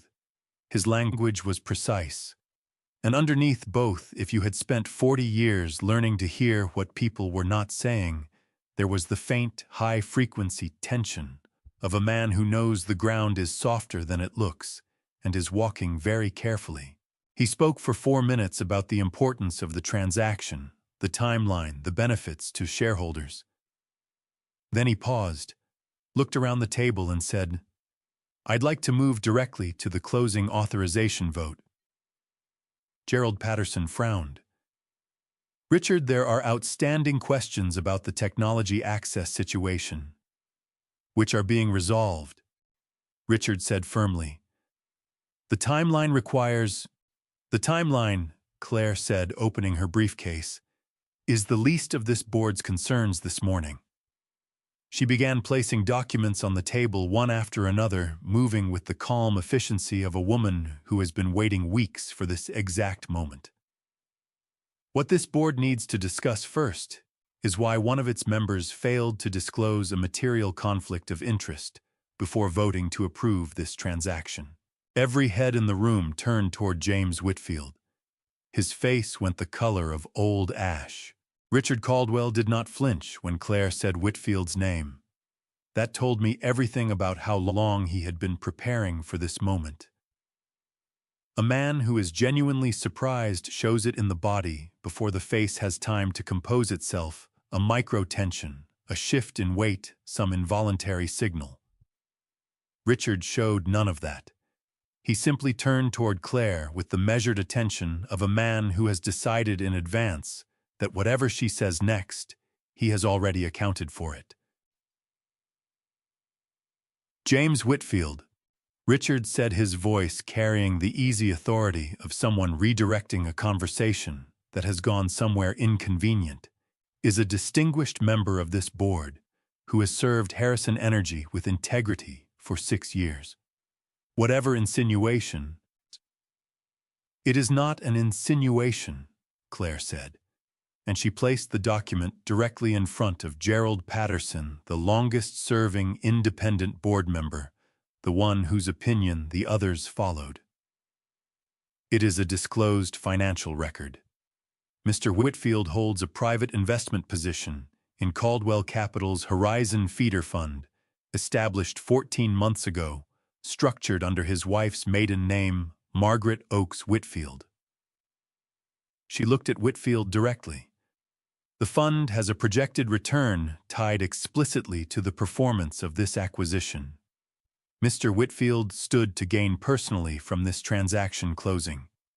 He did not disclose that position. He voted to approve the preliminary agreement." The room went so still, I could hear the ventilation system above the ceiling tiles. Gerald Patterson was reading the document with the focused intensity of a man who has just understood that the floor beneath him is not what he believed it was. Susan Fairbanks beside him leaned over to read the same page, and the color drained from her face by degrees as her eyes moved down the column. Whitfield pushed back from the table. "That is a private family investment and has no bearing—" It has every bearing, David Walker said from across the table, and the room turned toward him as one. His voice was quiet and precise, the voice I had first heard at the Four Seasons ballroom, and it carried now the same quality it had carried then, the absolute unhurried authority of a man who knows exactly where he stands. Under the board's own conflict of interest policy, Section 4, any member with a direct or indirect financial interest in a counterparty to a proposed transaction is required to disclose and recuse. Mr. Whitfield did neither. He closed his portfolio with a deliberate sound. His vote on the preliminary approval is void, which means this board never validly authorized this transaction. Richard's jaw tightened barely fractionally, but I had been watching his face for 2 months, and I caught it. He turned toward his own legal team, and the look that passed between them was the look of people rapidly recalculating. This is a procedural matter that can be remedied, Richard said, his voice still smooth, still controlled, but carrying now the faintest edge of a man who is holding something together by force of will. The board can ratify. Before any ratification discussion, Claire said, this board needs to consider what it is being asked to ratify. She continued placing documents, the email chains, the payment records, the recording transcript. Each page landed on the mahogany with the soft, final sound of evidence accumulating. Caldwell Capital represented to the acquiring consortium that Harrison Energy's core technology was fully owned and transferable by the company. That representation was made in writing in the offering memorandum and verbally at the Javits Center Roadshow. She looked at David Walker. Both of those representations were false. The technology belongs to Victor Harrison personally, under a licensing agreement that became void the moment the preliminary acquisition agreement was signed without his consent. David Walker opened his portfolio again and made a note. "We are aware," he said, and those two words carried the weight of a consortium of investors who had spent a great deal of money on due diligence, and were now sitting in a boardroom in Houston, understanding exactly how they had been misled. Richard stood. The smoothness was still there, but underneath it, for the first time, something was straining. "Victor." He turned to me directly, and his voice dropped into something that was almost personal.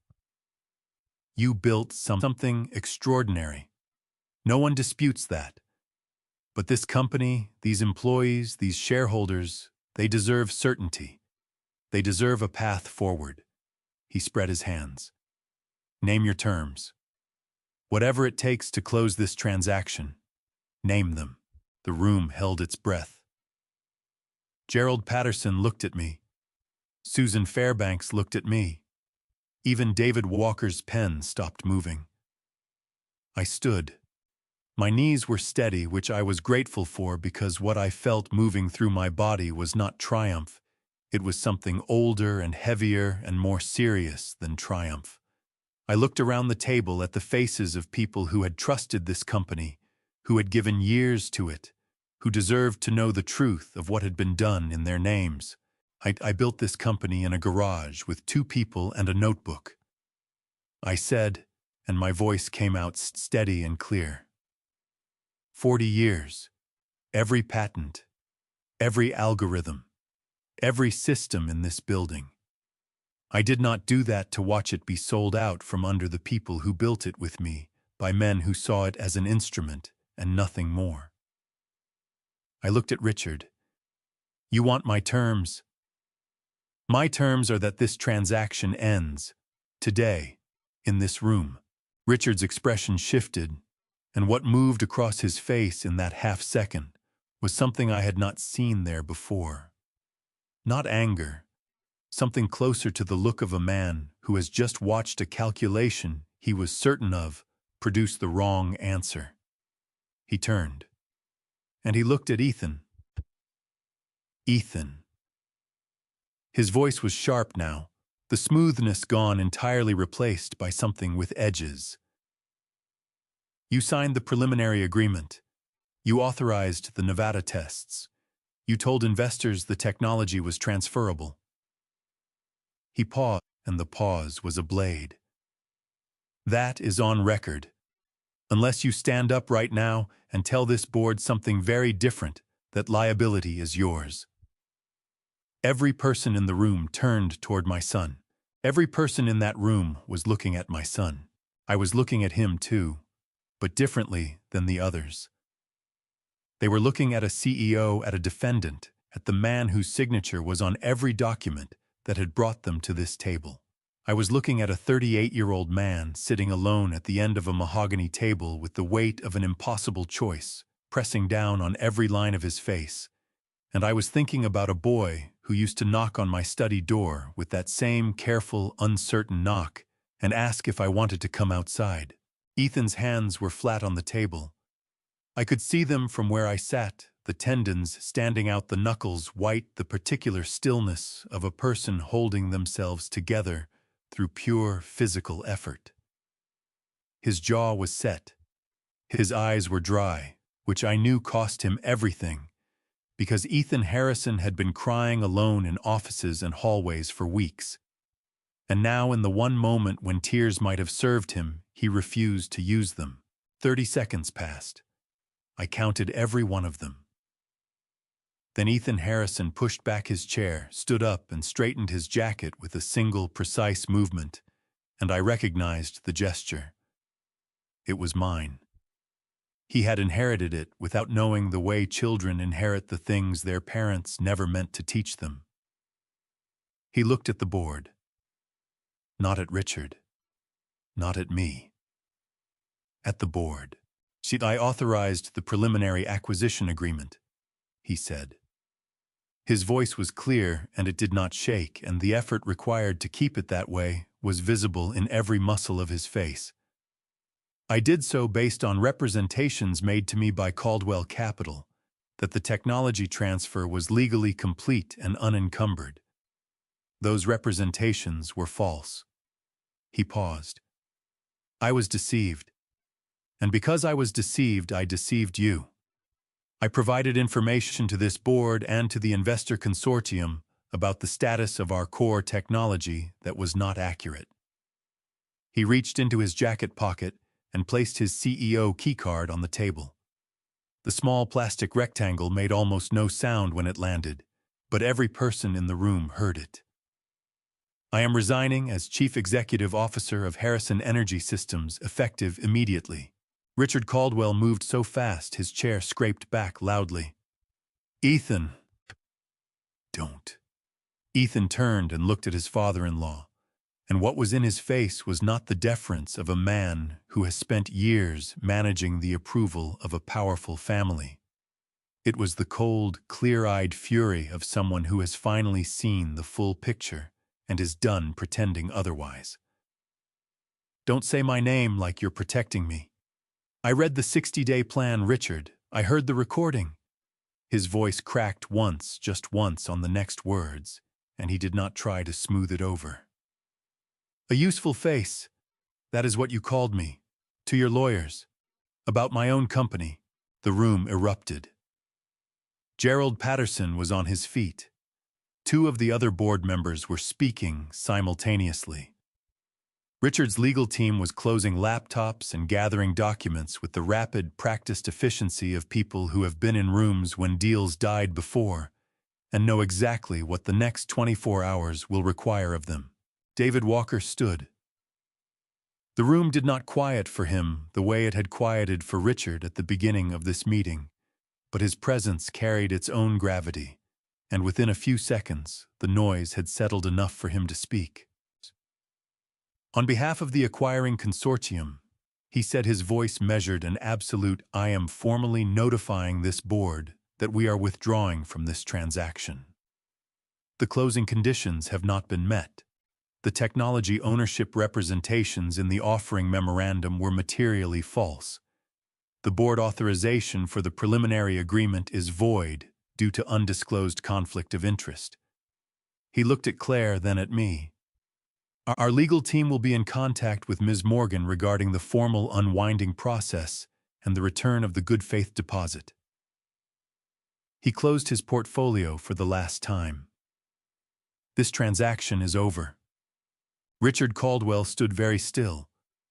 The color had not left his face. I will give him that the man had extraordinary control.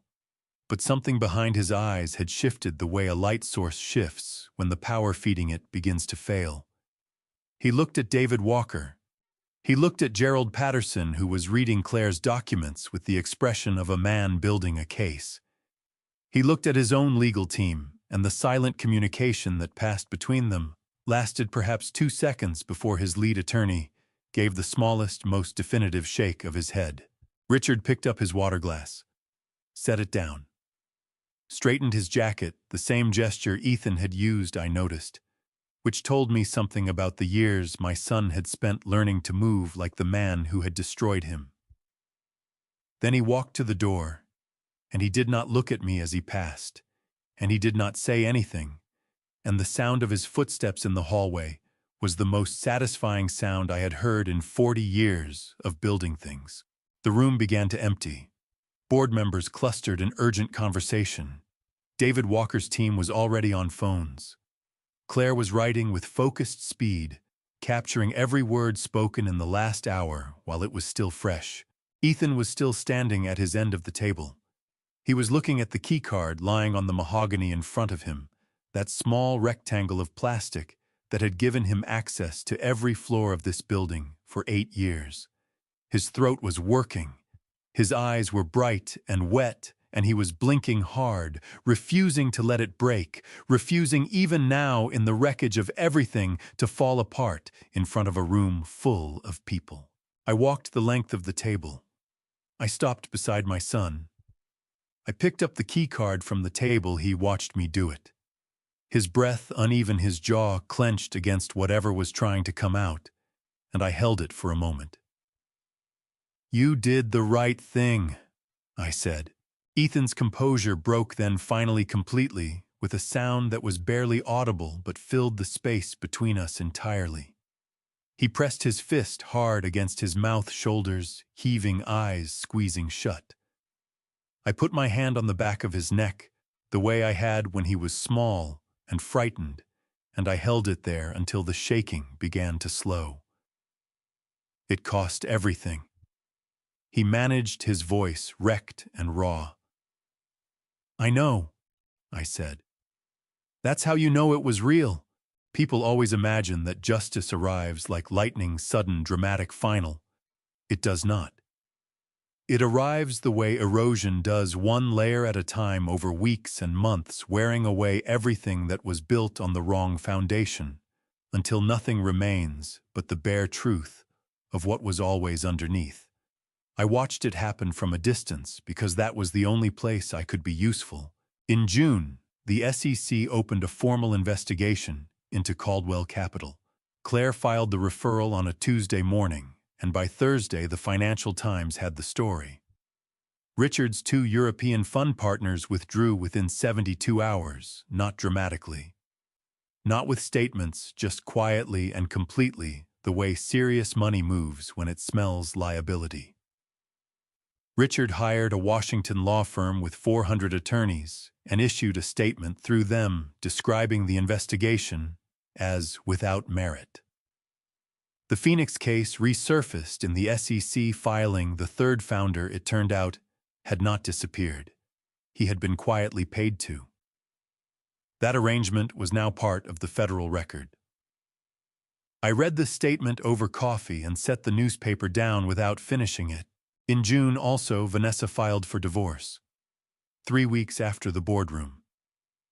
Before any court had issued a single ruling, before any verdict had been rendered, she froze the joint assets and issued a statement through her own attorney describing the marriage as a partnership that had run its course. No mention of Ethan by name. No acknowledgement of what he had lost, what he had given up, what he had chosen in that room when Richard put a blade to his throat, and he chose the truth anyway. She was simply gone the way a business arrangement ends when the numbers no longer work. Marcus told me Ethan did not cry when he heard. He sat in the apartment he was already in the process of selling, held his phone in both hands, and read the filing 3 times. Then he called Marcus and said in a voice that was wrung completely dry of everything except exhaustion, "I think I always knew. I just didn't want to know that I knew." That sentence broke something in me that I had not realized was still intact. By July, Ethan was facing 3 civil suits from shareholders who had committed capital based on the Javits Center roadshow representations. Claire negotiated the cooperation agreement that reduced his criminal exposure significantly because Ethan had come forward voluntarily, had provided testimony, had not destroyed documents. The civil liability was real and substantial. He sold the penthouse. He sold the car. He moved into a 2-bedroom apartment in Midtown Houston and began the particular grinding work of rebuilding a financial life from a position of genuine humility. Daniel Ford moved to Montana in July. His daughter lived there, and he had grandchildren he had not spent enough time with. And I think he needed to be somewhere that did not remind him of every choice he had made in the past year. He sent me a letter before he left, handwritten 4 pages, in the careful engineer's script I had known for 40 years. I read it once. I folded it and put it in the left drawer of my desk, the same drawer where I kept the original sketches from 1985. Some things you do not display. Some things you simply keep. Marcus Webb became Harrison Energy's chief operating officer in August, under the restructured governance model Claire and I built with the new board. His name went on his office door, and on every report he produced, and on the organizational chart that went to every employee in the company. He called me the evening after his first day in the role, and his voice was the voice of a man who has arrived somewhere he did not dare to expect. And he said, "Victor, I don't know how to thank you." And I said, "Build something real. That's all the thanks I need." He laughed a genuine, unguarded laugh, and I realized I had not heard that sound in a very long time. September came with the first cool air of a Houston autumn, which is not dramatic but is real, and one afternoon Ethan appeared at my door without calling ahead. He was thinner. He had let his hair grow a little longer, and there were new lines around his eyes that had not been there in March, and he was wearing a plain gray t-shirt and jeans that made him look less like a CEO and more like the boy who used to help me carry equipment into the garage on Saturday mornings. We sat on the back porch. I made coffee. The garden was still going. Eleanor's roses had come back for the 31st year in a row, red and stubborn and entirely indifferent to everything that had happened since she planted them. "You knew this was going to happen," Ethan said. His voice was quiet and without accusation. "From the very beginning, you had everything in place." "I knew what I owned," I said. "I didn't know what you would choose." His throat worked. He looked at the roses. "I destroyed everything I touched." "You destroyed what was already built wrong," I said. "That's a different thing." "I blamed you." His voice dropped to something rough and low. "In my head for months I told myself you had set a trap, that you let it happen on purpose to humiliate me." He pressed his fist against his knee, and I could see the tension in it, the force of a man holding himself accountable in real time. That was easier than admitting I walked in with my eyes open and chose not to see. "Ethan, let me finish." His jaw tightened. "I trusted Richard more than I trusted you. I trusted Vanessa more than I trusted you. I trusted my own ambition more than I trusted 40 years of watching you build something real." His eyes went bright and wet, and his voice broke in half on the next sentence. "And I stood at a microphone and thanked you for your service, Dad. Like you were nobody. Like everything you gave was just background, He pressed both hands over his face, shoulders shaking. I am so sorry. I am so profoundly, completely sorry. My chest ached with a grief and a love so thoroughly intertwined, I could not have separated them. I reached over and put my hand on my son's arm, that shaking, bowed arm of a 38-year-old man who had learned the hardest lessons in the hardest possible way. I know, I said. I know you are. He lowered his hands. His face was wet and raw and more honest than I had seen it in years, maybe in decades. Is there anything left? He asked. For me. Is there anything left to build? I looked at Eleanor's roses red against the September afternoon. I thought about garages and notebooks and problems that had not yet been solved. There is always something left, I said. The question is what you're willing to rebuild with. He nodded slowly. Then after a moment, what are you doing next? Going back to where it started, I told Ethan. There is something I left unfinished. He looked at me for a long, quiet moment, that unmistakable look of a son trying to read his father, the same searching expression he had given me when he was 12 years old, and I told him that a drafty garage full of half-assembled equipment was going to change the entire world. Back then, he had believed me with the uncomplicated, pristine faith that belongs only to childhood.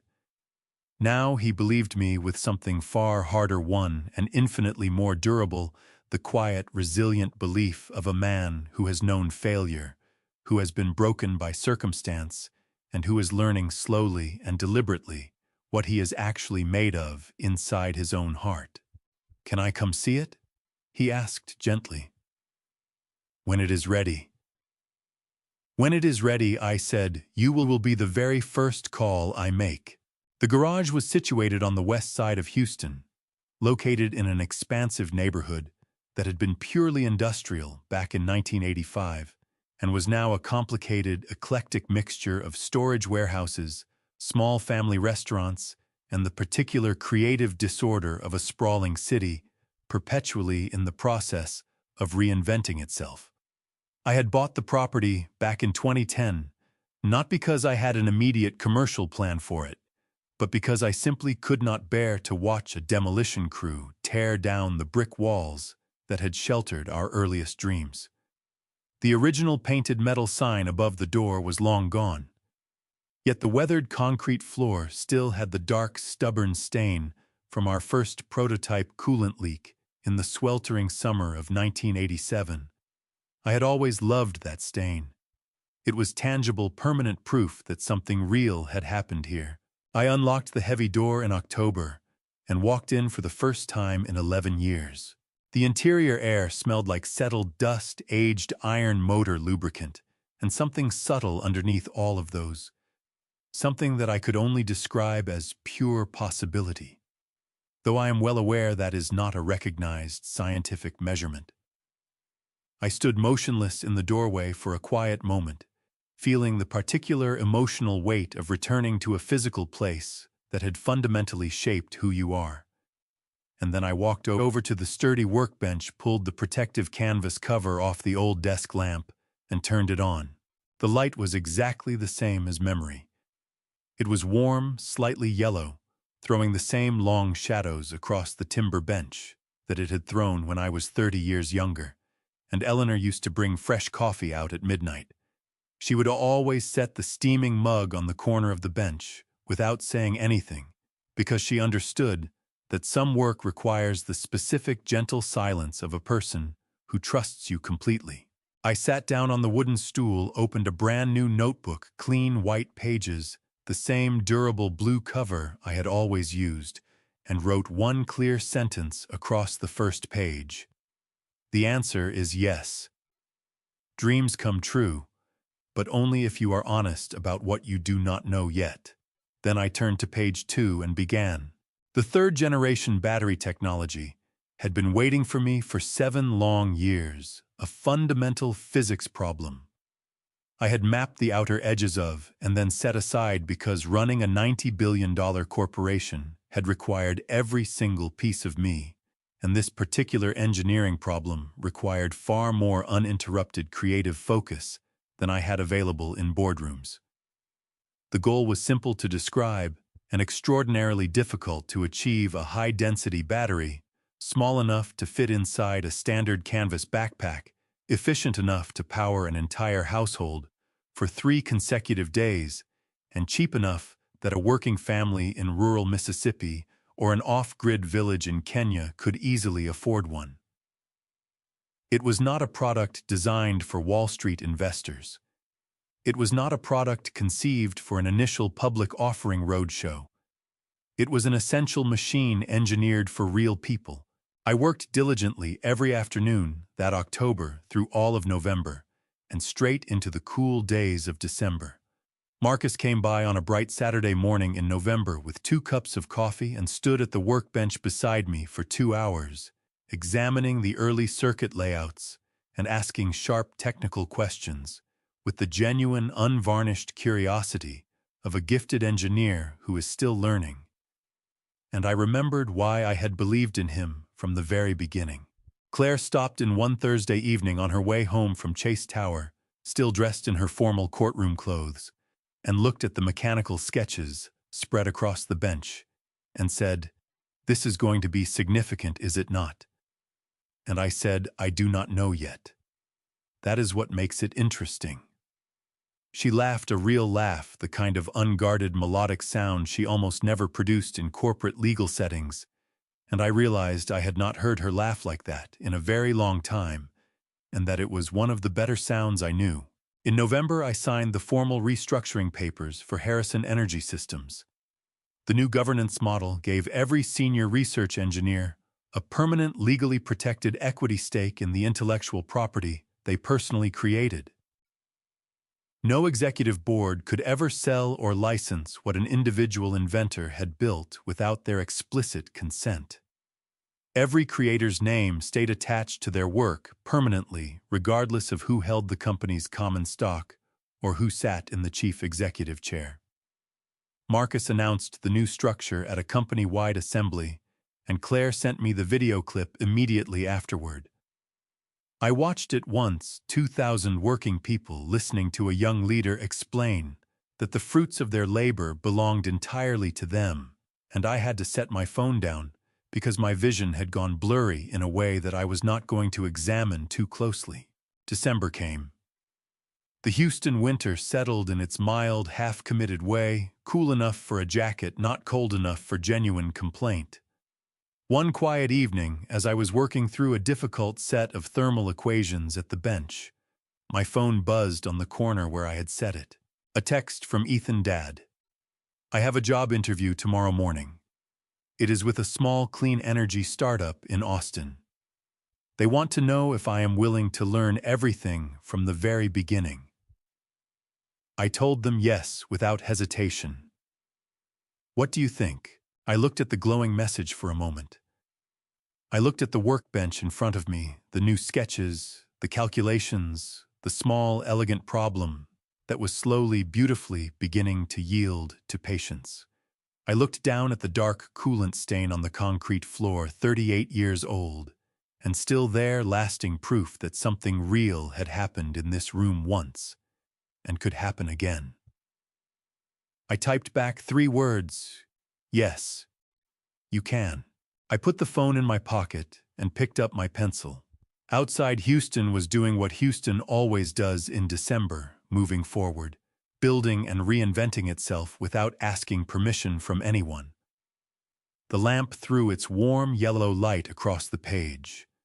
The garage smelled like dust-cold metal and the specific, irreplaceable scent of a stubborn problem that is beginning to give way. I was 68 years old. I had built one vast empire, watched others nearly steal it away, and chosen not to let that struggle be the last thing I made. I had a fresh notebook, a sturdy wooden bench, and an essential question that no one had answered yet. That was enough. That had always been enough. People ask me sometimes what I learned from all of it. I tell them this: the most dangerous thing a man can do is build something real and then forget why he built it in the first place. I am not a perfect father. I was not a perfect founder. There were years I chose the laboratory over the living room. Years I assumed that providing was the same as being present. If I could say one thing to the younger version of myself, it would be this. Do not wait until someone tries to take everything before you remember what actually matters. I believe with everything I have left that God does not waste suffering. Every loss in this story, Ethan's, Daniel's, even my own, carried inside it the exact lesson each of us needed and had been avoiding. That is not coincidence. That is grace working in the way grace usually does, quietly through the hardest possible door.